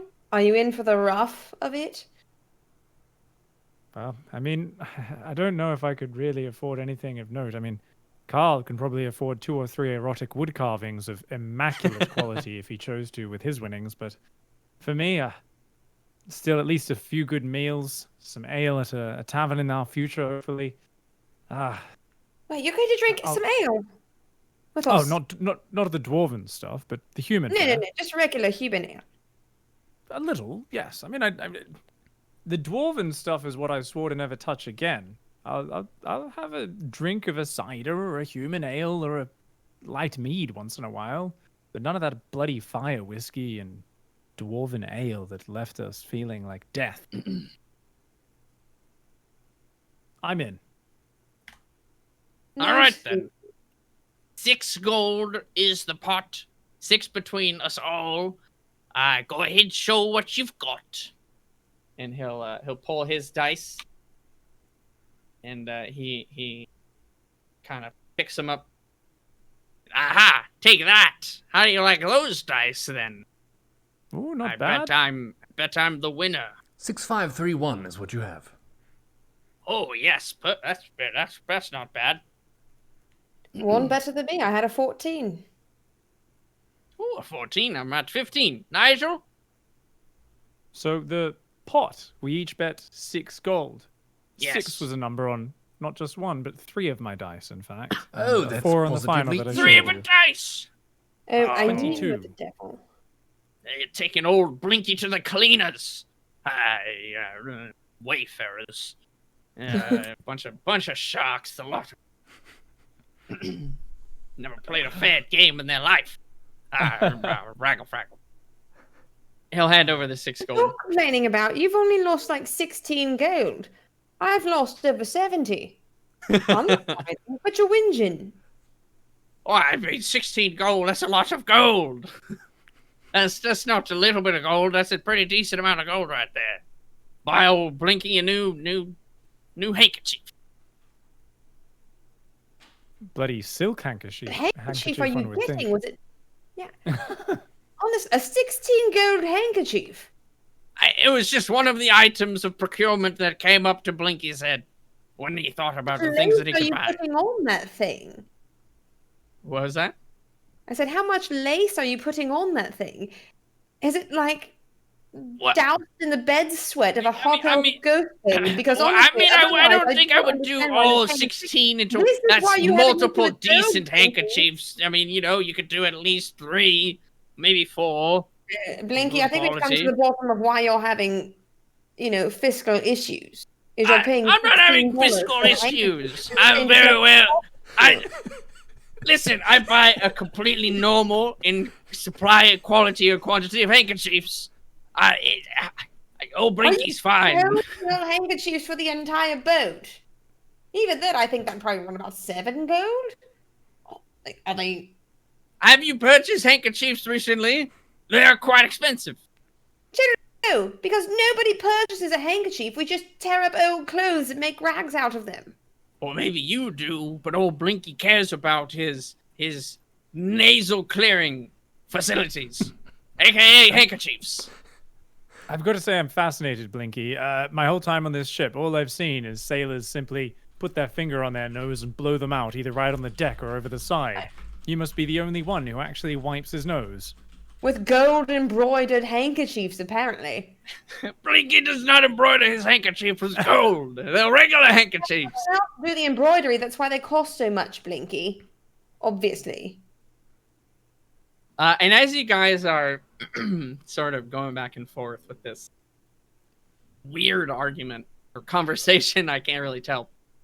He'll go quiet, actually, at one point. Hold on, wait a moment. And he'll sort of stop everybody. Oh, that does not sound. And he'll sort of get up real quick, and sort of his barrel will knock over, and the table will kind of fall over as well. A bit of wax from the candle will spill onto the deck that they just cleaned. And he'll rush over to the lookout's nest. He'll kind of run over to the highest, mast of the boat, and he'll start climbing up. He looks very frantic, very worried at this point. It's just to give you another sense of it. It's very dark, right? It's nighttime. People are packing in for the night.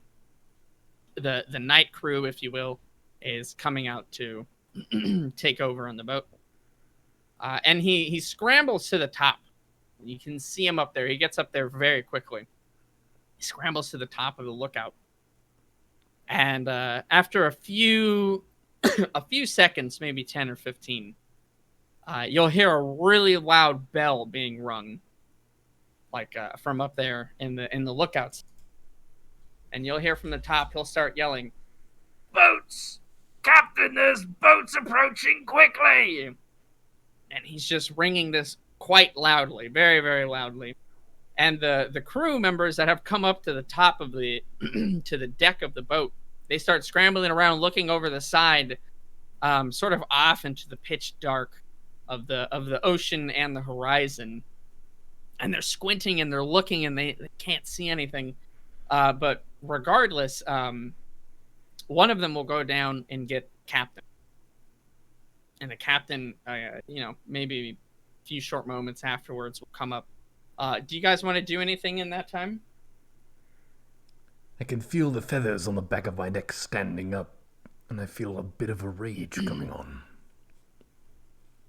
I think subconsciously I'm just going to grab a lot of the dice and throw them into my pockets. Okay. Nigel, anything you're wanting to do in these moments? You've just heard that there are potentially boats approaching. Yeah. You don't necessarily know what that. I'll check that I have the rope on my person, because I know we might need to tie ourselves down if we get into getting rammed or anything like that. Mm-hmm. Because if we fall in that water, we know that's our number one threat. Make sure you've all got rope on your person and you're ready to tie yourself down if need be. I am gonna. Not sure the deck's the best place for me to be. I'll just kind of find a corner where I don't think I'll get interrupted, and I'm gonna send Ratty up to the lookout's post while I hop in a corner. So I'm gonna summon my two-headed rat familiar and send him up to the lookout's post. Do I have my scythe with me, or is it in the room? I don't know. Were you carrying it around all day, or would you have left it in the room? I don't think I would take it to dinner and games. Okay, so it's probably still in your room then, if you want to start heading down. Get that. Okay. Certainly. Okay, great. You each go off to do that. Nigel, you sort of go to a corner of the boat, and you preemptively tie yourself to one of the posts, just to be sure. It's sort of an out-of-body experience when you sort of take the vision of your familiar. And you send Ratty up to the top of the lookout's post. Mendax, you grab a few of the dice and put them in your pocket, as if the subconscious sort of comfort just steal something. And Call, rather, you head down to your guys' quarters, grab your scythe, your weapon. You feel more comfortable when you have a weapon, for sure. And yeah, after maybe half a minute or so, the captain comes to the deck of the ship, and he calls out to Blinky. Blinky, what's going on up there?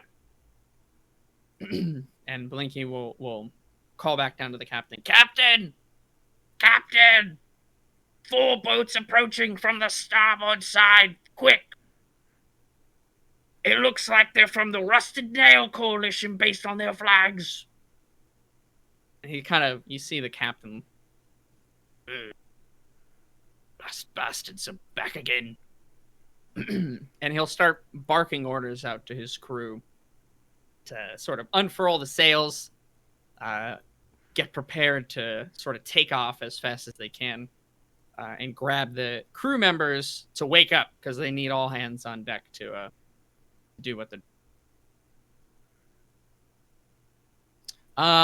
the captain goes up to the to the steering wheel and we'll kind of look at his map and his trajectory, and he kind of is squinting out. He can barely see. It's very dark, right?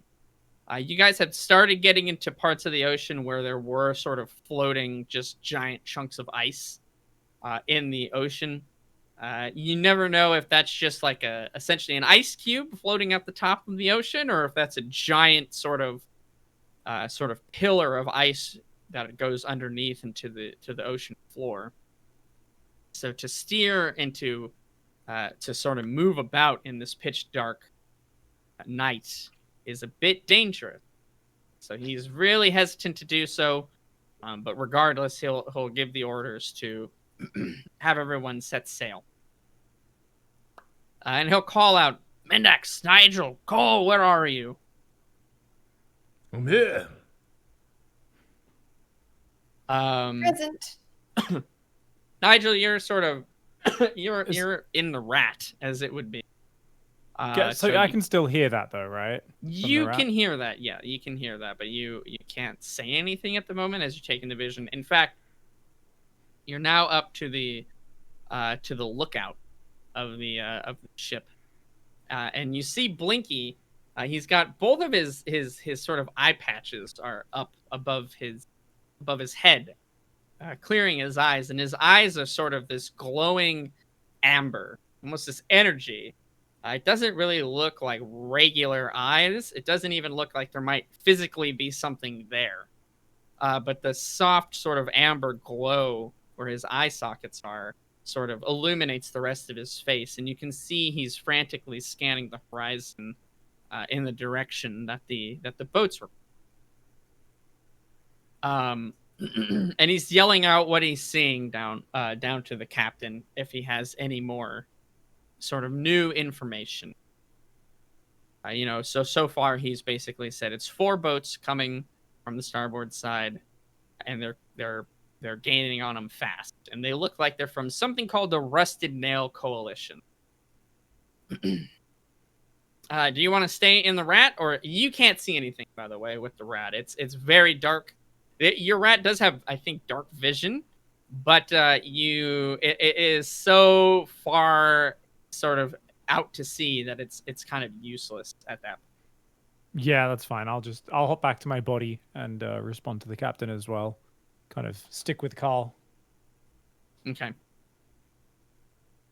And he'll say, all right, you 3 then stay up on the deck of the boat. I might need your assistance. We'll see. But tie yourselves down. Find yourself a mast. Put yourself, the backs to the enemy. I don't want you getting lost or injured if we don't have to. We're going to try to outrun them first. You each have your rope still? Right. Okay. I don't have any rope because I don't think I restocked rope, and I spent my rope saving people from jello monsters. Okay. It's a boat. There's rope everywhere. I'm just going to pick a spare coil off the ground and hand it to Mendax. Sure. Perfect. Yeah, Thank that you, works. Nigel. Yeah. And he'll say, all right, set off then, and tie yourselves down. Try to stay out of sight. And if we get boarded or engaged in combat, well, let's just hope we don't. But we'll take care of it then. And he'll continue barking orders out to the rest of the crew. They've at this point sort of unfurled all the sails.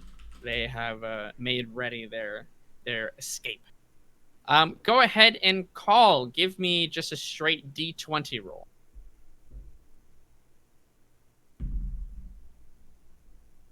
7. 7.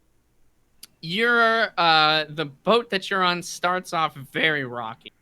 It is quite a rough experience as it scrapes up against some larger chunks of ice that are in the water. It starts you guys pretty slowly, You're not moving forward with great haste, and the wind is not really in your favor at this point. They have to manipulate the sails as best they can in order to get the boat moving at this point of the day. But regardless of sort of those obstacles, you guys do start to make some ground. You're moving forward.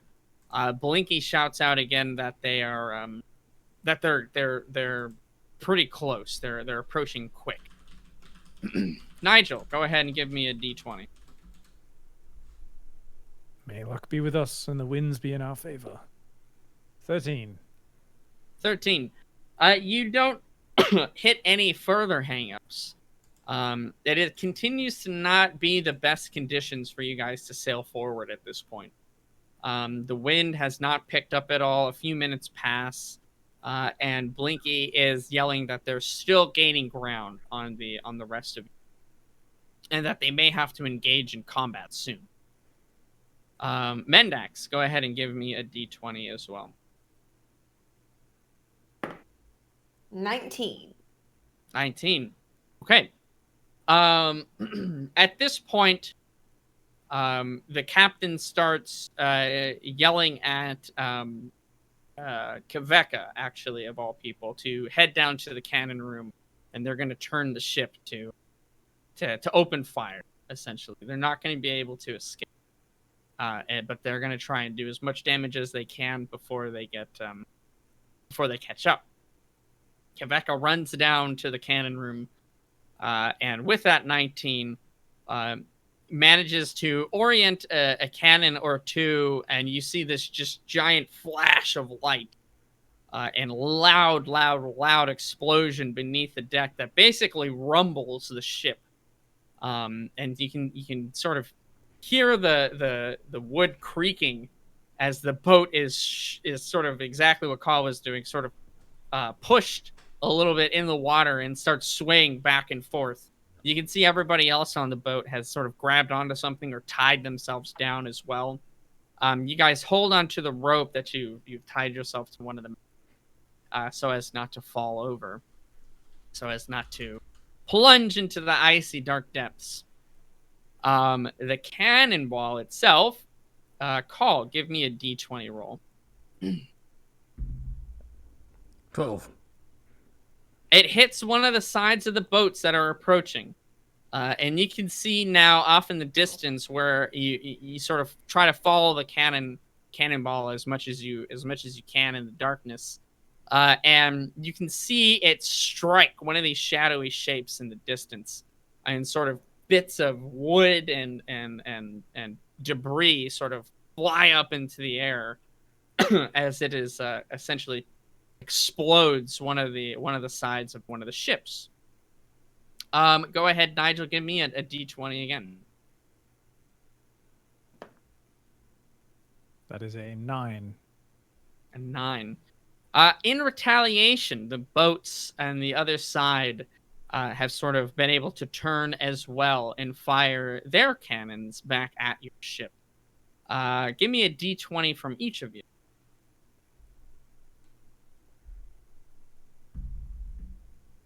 I got an 18 on mine. 4. Okay. 9. 9. All right. One of the cannonballs you can hear sort of whizzing past overhead. It sort of sails through the air and splashes into the water a great distance away. But you can sort of feel the wind rushing and sort of picking up your hair and feathers. A second one, you can feel kind of clip the very front of the boat and sort of smash into, like, it just barely hits like one of the fences, like the railings on the side, sending the railing and the wood sort of shattering and splintering into the air as it's pulverized into dust and splinter and showers the deck in as such. The last one, called sort of smashes into the top part of the mast that you're tied to. It splits it in half. It cracks the beam effortlessly. And again, you're just showered in a dust of wood and splinter and sawdust, essentially, at this point. Go ahead and give me a strength.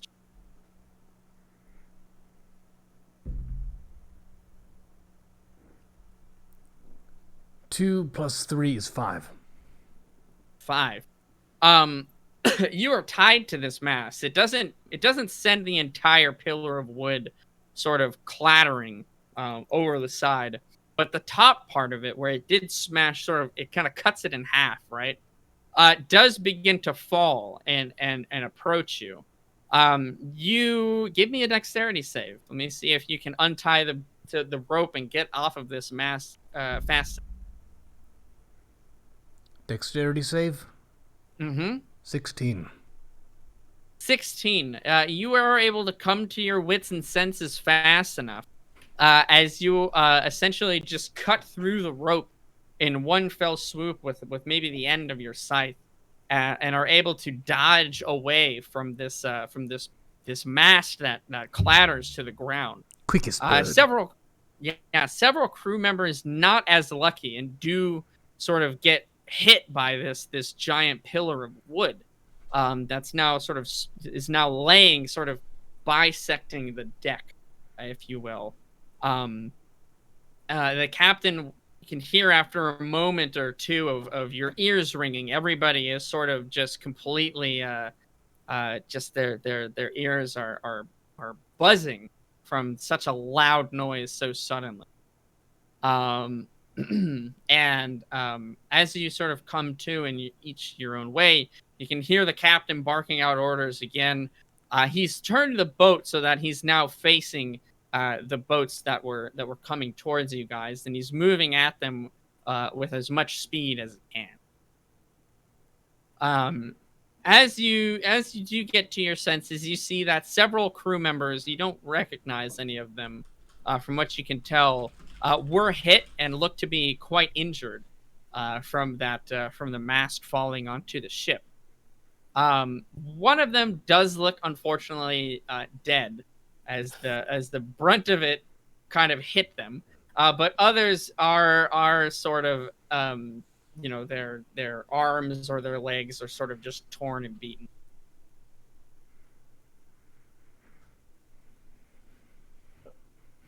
What are you laughing at? I don't understand. I'm sorry, it was just the phrasing of one does look unfortunately dead rather than fortunately dead. Yeah, I mean, fortunately dead would have been an enemy or something. I don't know why, it just tickled me. You're coping as best you can. I understand. Everybody does so differently. React Absolutely. to chaos and trauma. That's Very true. differently. And unfortunately, the sailor did perish And he in the did wood perish. chips, for they were numerous and they pierced his heart What is that from? in the midst of the darkened seas. It's improvisation. I see. Excellent. This is Dungeons & Dragons 5th edition, Wayfarers episode 25. Hell yeah, dude. Quite I'm- fortunately dead. All right, you go ahead and get your laugh out. Let me know. I literally don't know why, I swear to God. I've got the church giggles. Okay. Nothing lightens Mendax's mood like a little bit of Like unfortunate people dying. death. Like your crewmates and allies dying, unfortunately. We just shared dinner together and now there are wood chips all in his face. Sad. That guy, he didn't save me a fucking plate. He can go ahead and die. He's NPC over there. I don't feel bad that he's dead. I'm just laughing at the fact that he's not fortunately dead. And that, ladies and gentlemen, is why Mendax is chaotic neutral. Doesn't give a fuck. She's chaotic dick. That's what she is. Yeah. She's just a jerk. The biggest dick who is constantly stabbing other people in their dick, funnily enough. That's true. Bad people. Have I ever once stabbed a friendly in the dick? No. No. We No, did bonk you on thank the head you. with the staff once. That was funny. You That's did. true. I kind of asked for it. Like, literally asked. It was for science we were testing. We were. That is We true. were. All right, I'm going Go to, ahead. in a moment of goodwill, I'm going to tell. Is there anybody who looks like maybe they're in very serious harm? That is, we could save their life. Mm-hmm. I'll kind of if just assess whoever's in, not someone who's going to die anyway, but maybe Sure. somebody that's on the borderline, and Sure. I'll send Goop to heal them. All right, go ahead and give me a d20. Let's 19. 19. Nobody besides the person that's already dead looks like they are like knocking on death's door essentially. Everyone else just looks like they have sustained some pretty bad injuries to their arms and legs and such, but none of them.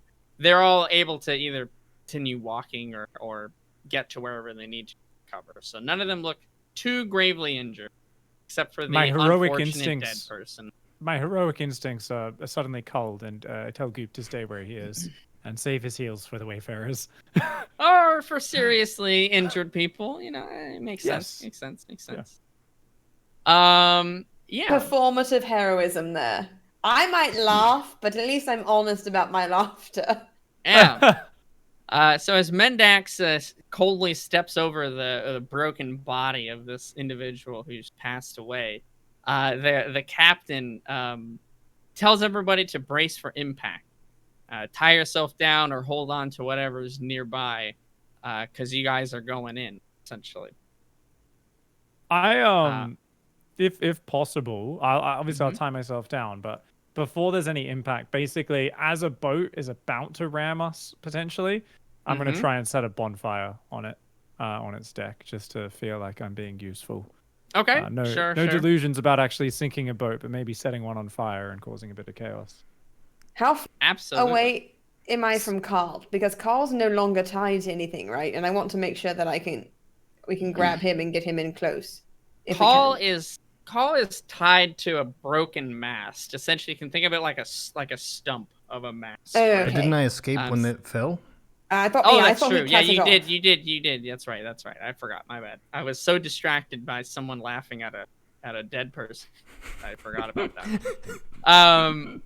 Yeah, you did. You cut your ropes and you bailed. So what are you gonna do, Carl? He says, "Brace for impact." I would probably drop. So Just that drop to the I floor? don't fall over. Yeah, I should get low, first of all. Okay. Yeah, absolutely. So you sort of drop to your stomach and try to just hold on to whatever is near you.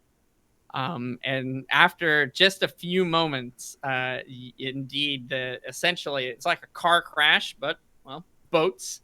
But you're going faster than you guys didn't really have a sense of how fast you were really going in the sort of ocean. You had no reference out on the shoreline that you could sort of gauge your speed, but you guys were going a pretty decent speed on the ocean and sort of like smash into these other boats that are pursuing you. It's sort of better to head-on collision than it is to be collided with, at least in the captain's eyes. And as you do, the whole boat sort of lurches back a little bit. The front of it splinters, and wood starts to shave and peel off of it. You can see timber and lumber sort of board fly into the air.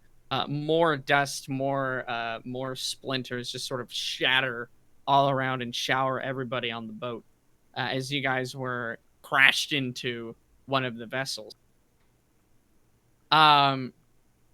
Give me a strength check call, and strength checks actually to Nigel and Mendax as well.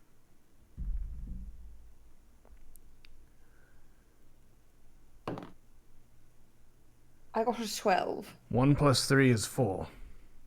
11. Okay. Yeah, Mendax, Nigel, with the assistance of the rope, you guys are able to sort of stay on the boat, as it would be. Call, you are like flipped up into the air from the force of the impact. And you're now airborne on the boat. As you had nothing to hang on to. You had no rope yourself, as you had to cut it to escape getting certain death squished. You sort of get bumped up about a solid 25-30 feet into the air, and you look down and you can see the boat, the sort of collision that happened. You connected with one of the boats, The second and the second boat is off to the side, and you can see that there's a third boat very far in the distance in that fleeting moment.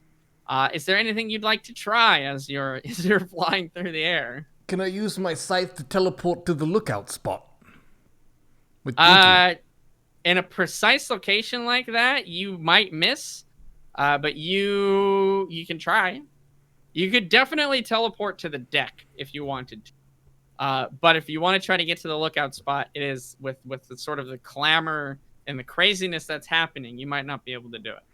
Oh, I would prefer to be with Mendax and Nigel. I just thought maybe that was closer to me. You got like 30 feet of range, one way or the other. So you can go to the deck, or you can try to go into one of the masts. You want to be, your preference is to be on the deck of the boat? Is that right? Yes, so I would be mainly assessing the situation. I look below me, I see Mendax and Nigel. I just want to teleport, blink, boom, I'm just standing next to them.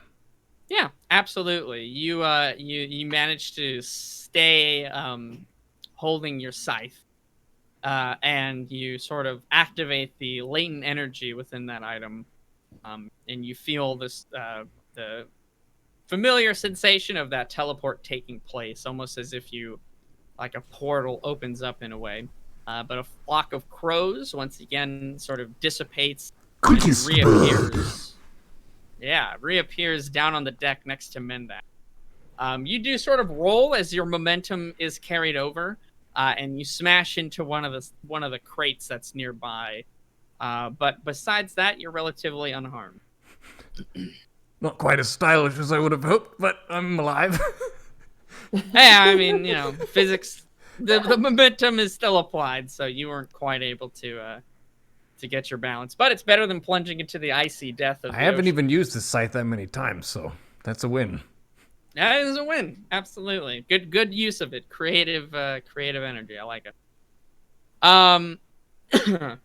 You can hear the captain immediately as soon as the impact is over and the sort of dust has settled for a second.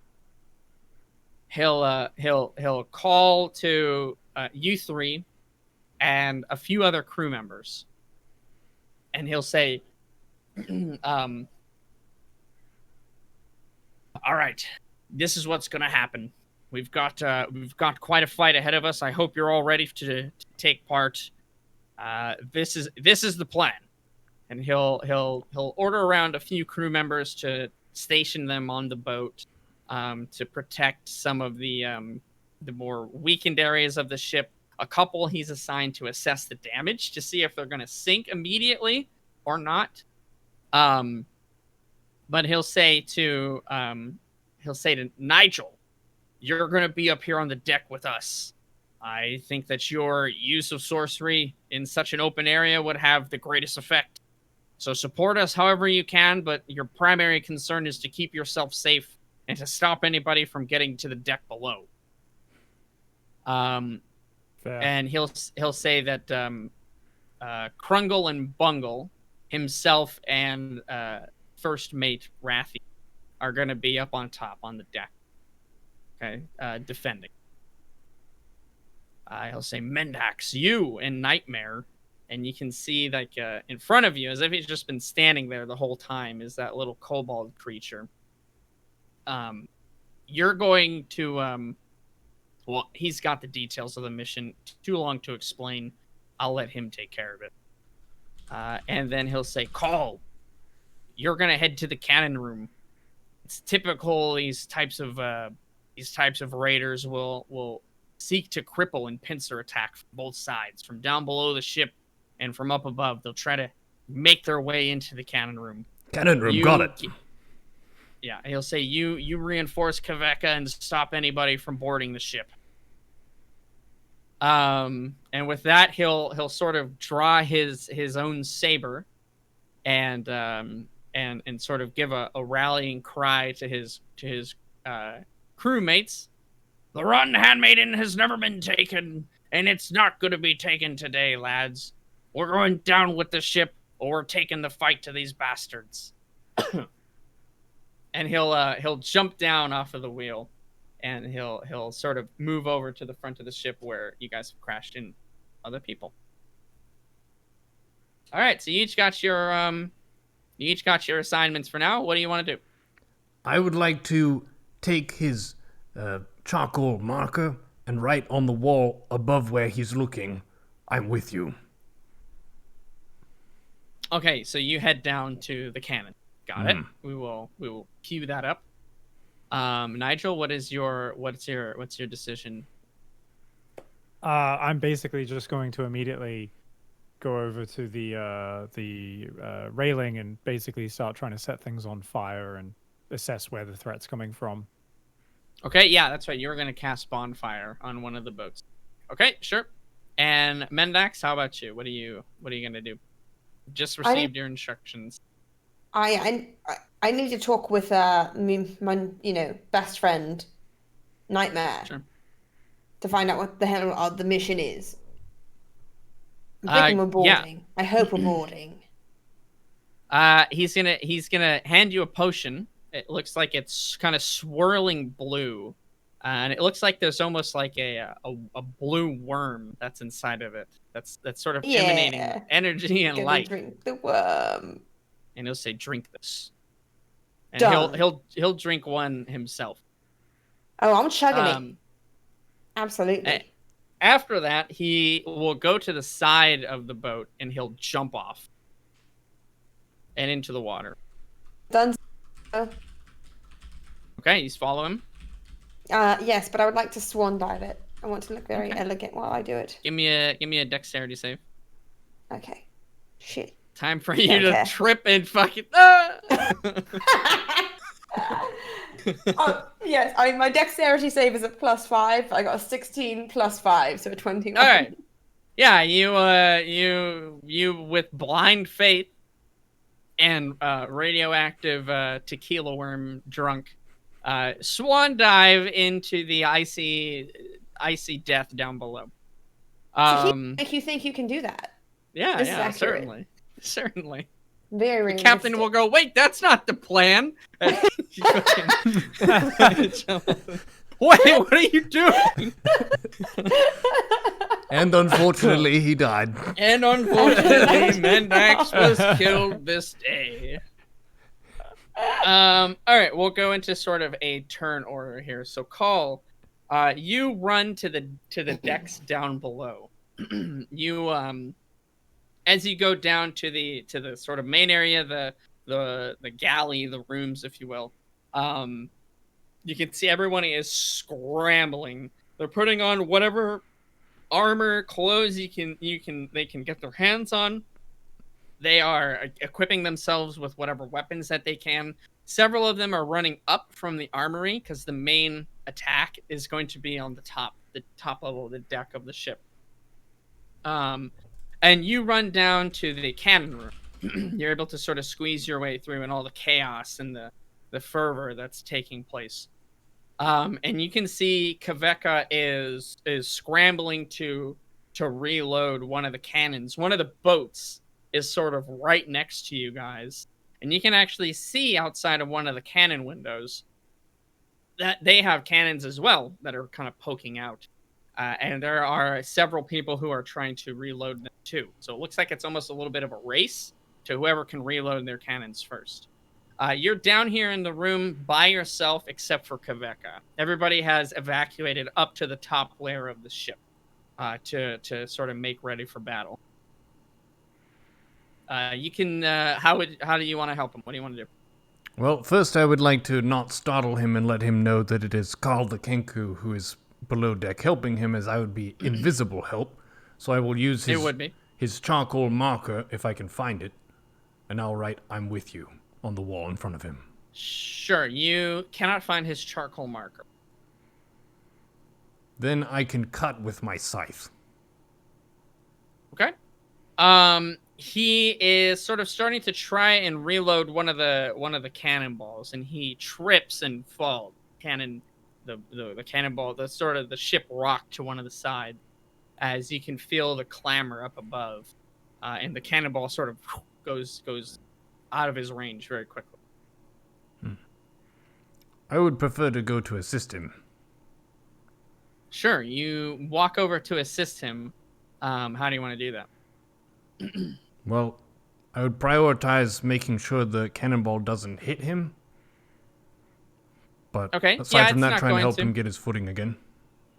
Sure. It falls out of his hand and it sort of rolls to the other side of the ship. So it's not going to hit him. You go to pick him up as instinctually, forgetting for a moment that you can't interact with him. You can't touch him. Ah, shit. He looks okay. I mean, he's not dead. Fortunately, he's not dead. Well, I would like to help do the cannon stuff then. Get the cannonball. Okay. Sure. You chase after the cannonball. Give me a strength.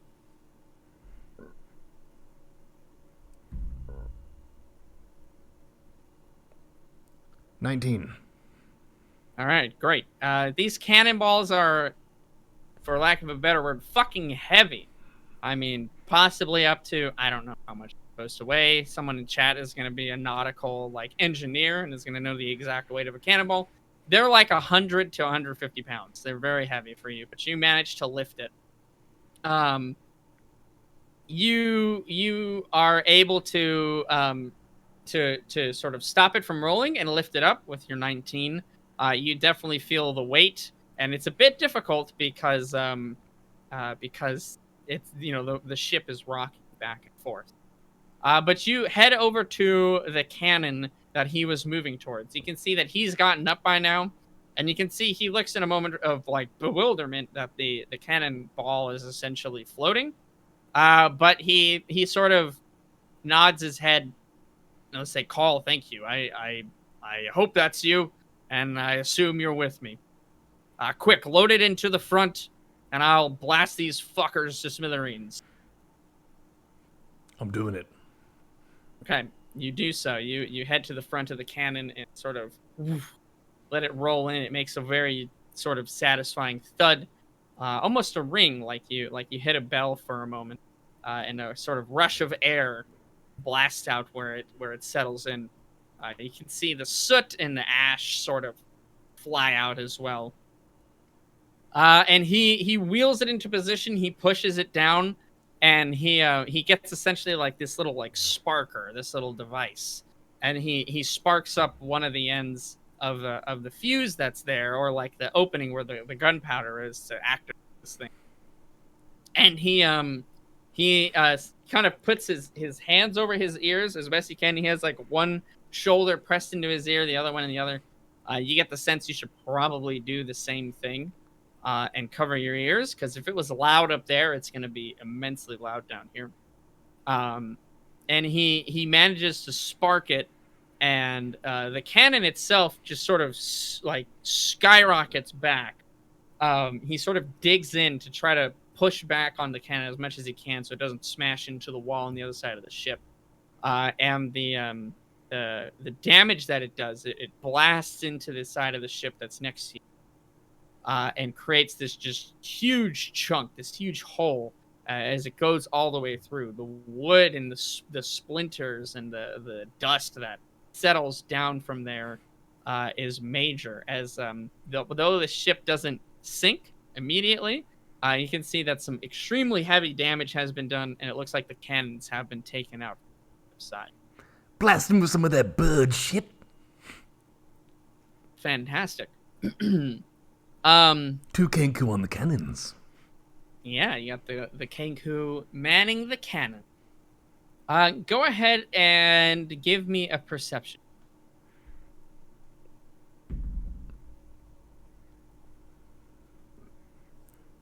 12 plus 4 is 16. Okay. You see again the damage that is inflicted on the other ship. That's pretty much all you notice. Kaveka will sort of yell out and he'll say, "Reload the cannon again. We need to put another one into them." And you can see he's sort of pushing the cannon forward to get it back into place so that it can fire. I grab one, put it in. Okay, give me a strength check.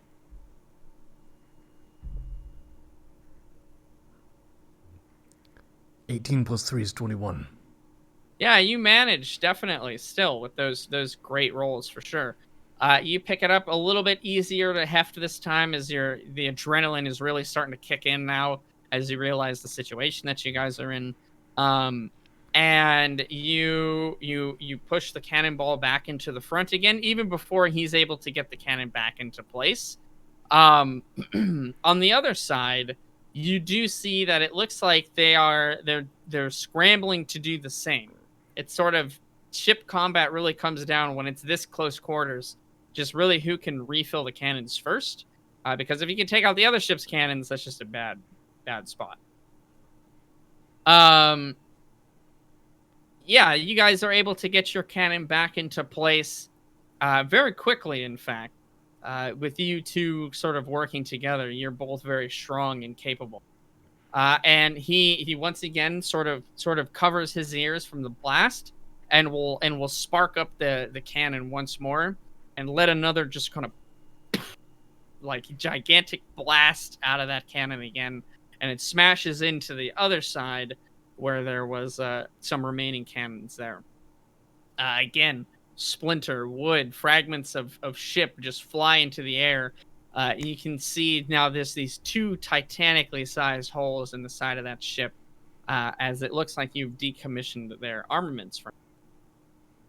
As you do that and you sort of regain your bearing again, give me another perception check. 11 plus 4 is 15. Okay. You do see a sort of a shimmer, a glint of metal that catches the flash, and you notice it this time over to the right, and you can see that there are actually on the other side of the ship there are grappling hooks that have sort of made it onto the cannon windows of that side, and you look out and you can see that there are essentially pirates, raiders, who are coming up from a small boats down below to try and infiltrate the ship from the cannon. But there we'll take a pause and we'll go over to Mendax. Mendax, you on blind faith alone jump into the water, into the literal black frozen death that is the ocean. Assuredly, nobody could survive. But thanks to the potion that Nightmare gave you, you feel the brisk water sort of rush over you. But you feel it is much, much, much less cold than it should be. Your skin turns from a shade of red to almost a bluish hue as you're in the water here, and you can see from the flash of the cannons for a moment. You see that you do spot Nightmare fairly quickly. His rags and backpack still on his back, and he's starting to swim over to. Sort of to recap here of the position of everything, there is a boat that you guys are sort of mashed together and collided with. There is 2 other boats that are flanking either sides of the ship. The one that Kaveka put 3 now cannon shots into, the one originally, and then now the other 2. And then one that's sort of fresh on the other side of you guys. But there is one boat that's off in the distance that's kind of just sitting there doing nothing at the moment, and that's the one that he's swimming. You're able to catch up fairly quickly, and he looks pretty focused on his sort of movement towards that boat. Okay, I'm going to keep swimming alongside of him. Are we above water, or are we going underwater and popping up and getting air? You're above water. It's so dark out, and nobody could survive in the ocean anyways. And there's so much just craziness going on that nobody's really going to pay attention to you. Okay. Right. Nightmare. I know we're boarding. What's the mission? Are we just sinking the ship? What's going on? What are you thinking? And he'll... Are butterfly stroking? I don't know. It's up to you. Stylistic choice. What do you want? Dolphin movement? You want a doggy paddle? Yeah, I want. I'm going to doggy paddle with the intermediate, just a little dolphin kick. Yeah. Perfect. Mm-hmm. He'll just say, "Captain's boat, go boom," and he'll keep swimming. It looks like he's kind of not as good of a swimmer as you are, but he's decent enough. But you get that he thinks or knows that that's the captain's ship of the fleet that's attacking you guys, and he wants to blow it up. I love blowing shit up. I'm in. Okay. Yeah, you guys continue to swim. You are literally churning through icy water, right? It's almost as if think of like a swimming pool that's just filled with ice. And so it feels very strange because it's almost like you're half floating, half moving onto solid ground at some point, and half swimming. You think it would be very difficult if you were also freezing to death at the same time.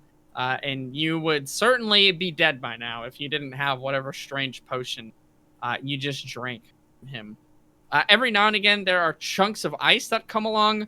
Some of them are too big to get out of the way, so you actually have to climb on top of them and move over top in order to keep your trajectory. The boat is probably 200, 300, I don't know, we'll say 300 yards away. It's a fair distance. It'll be a good swim, but you guys can make it there relatively quickly. Okay, Nigel, you are on top of the deck. Everyone has sort of pulled out the weapons that they have. You can see that Krungle and Bungle, the two-headed ogre, Bungle has got a giant kind of spiked club in his left hand, where Krungle it's almost like you can see energy that's pouring out of his hand, magic that he is getting ready to cast at the first time he needs to. You can see that first mate Rathian doesn't have any weapon, but he's got like sort of these almost spike knuckles that he puts on his fist, as if he's more of like a brawling type of person. And Captain Snicklefitz has pulled out his rapier and is ready to do combat, as well as the rest of the crewmates who sort of have their different sort of armaments as well. Is there anything you would specifically like to do? Any position you'd like to get to on the boat? Do you have any plans? It looks like they're going to be boarding you guys from pretty much all sides. You've got boats on the left and right side, and the one that you guys have sort of smashed and collided into. Is there anything you'd like to try and do?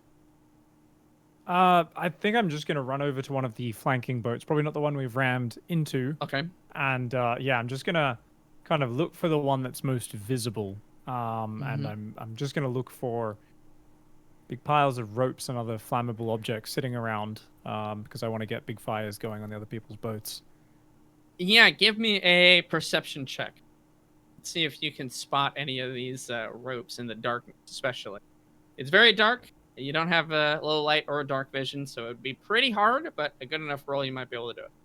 6. Nah, it's not unfortunately really going to cut it. You just kind of see shapes moving around. You don't really know what it is. Yeah, you're sort of. I forgot my glasses. You know, Is that a boat? I think there might be one over there. They are close enough you can see that it's certainly a boat, but yeah, you really can't target anything particular.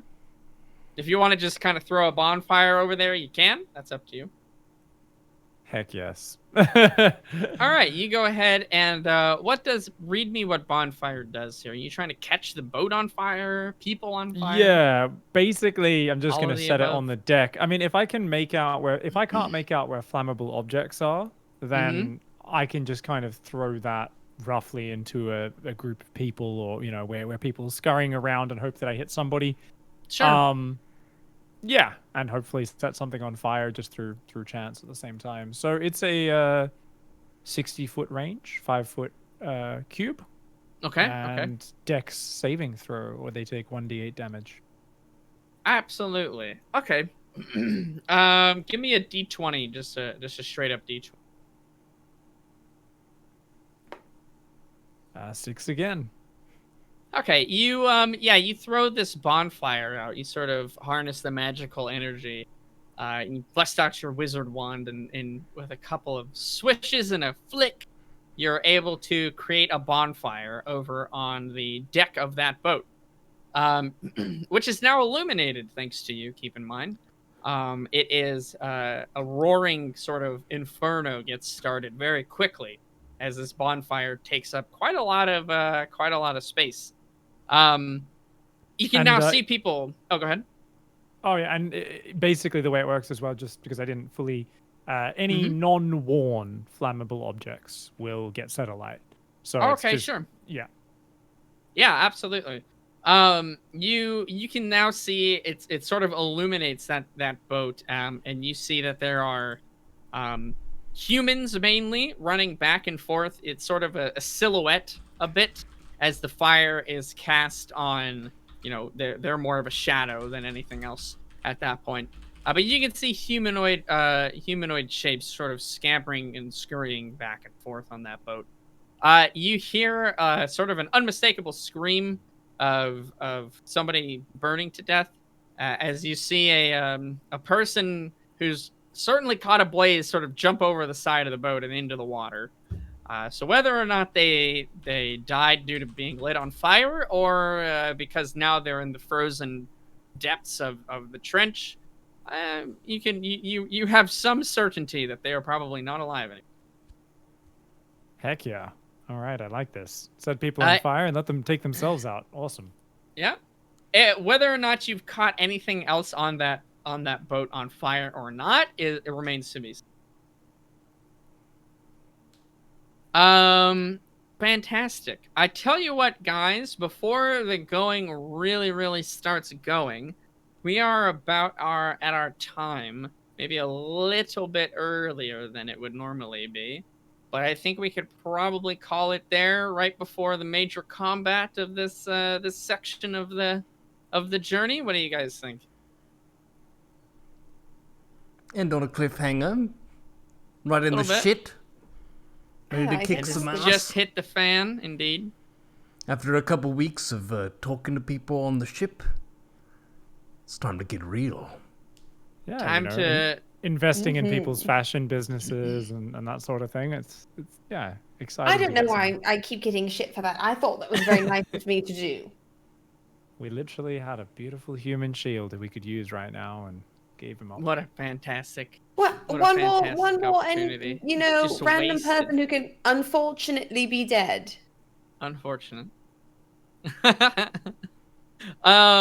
Yeah, well, you guys have certainly got into a lot of mischief and shenanigans these past couple of sessions, so time to simplify things and throw some combat your way, but we'll see if it's as simple as it normally is or if I have a few tricks. Who knows?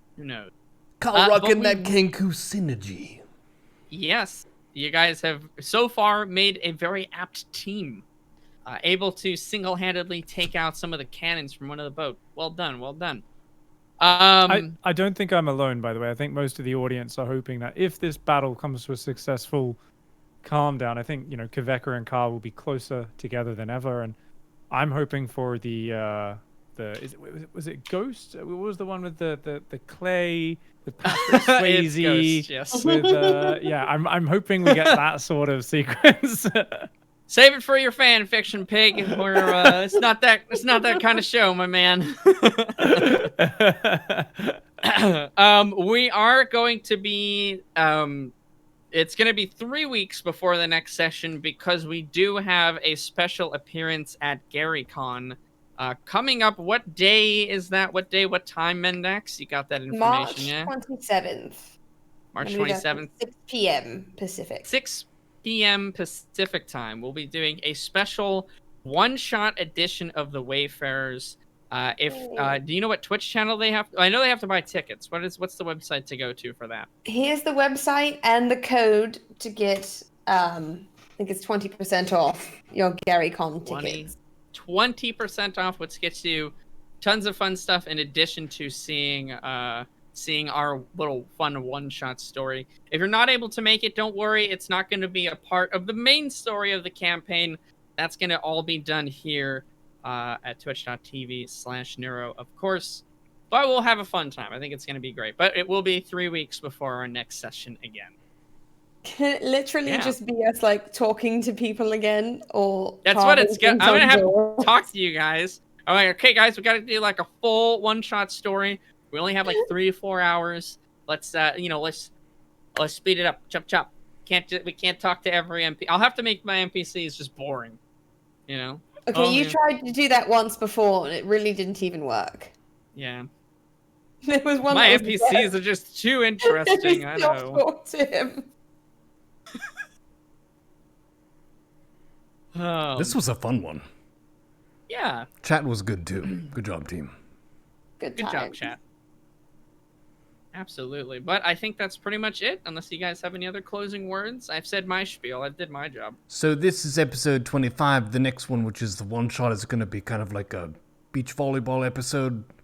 Yeah, It's going to be the swimsuit Buccaneer special. and the Beckoning Bosom episode. Yeah. Exactly. Richard name of Dixon the and Hot Elf storm. Ghost Babes on the next episode of Wayfarers. With a special appearance from Gary Busey. Alright, roll it. Get us out of here, man. I can't take these guys anymore. We'll see you guys next time. Oh my god.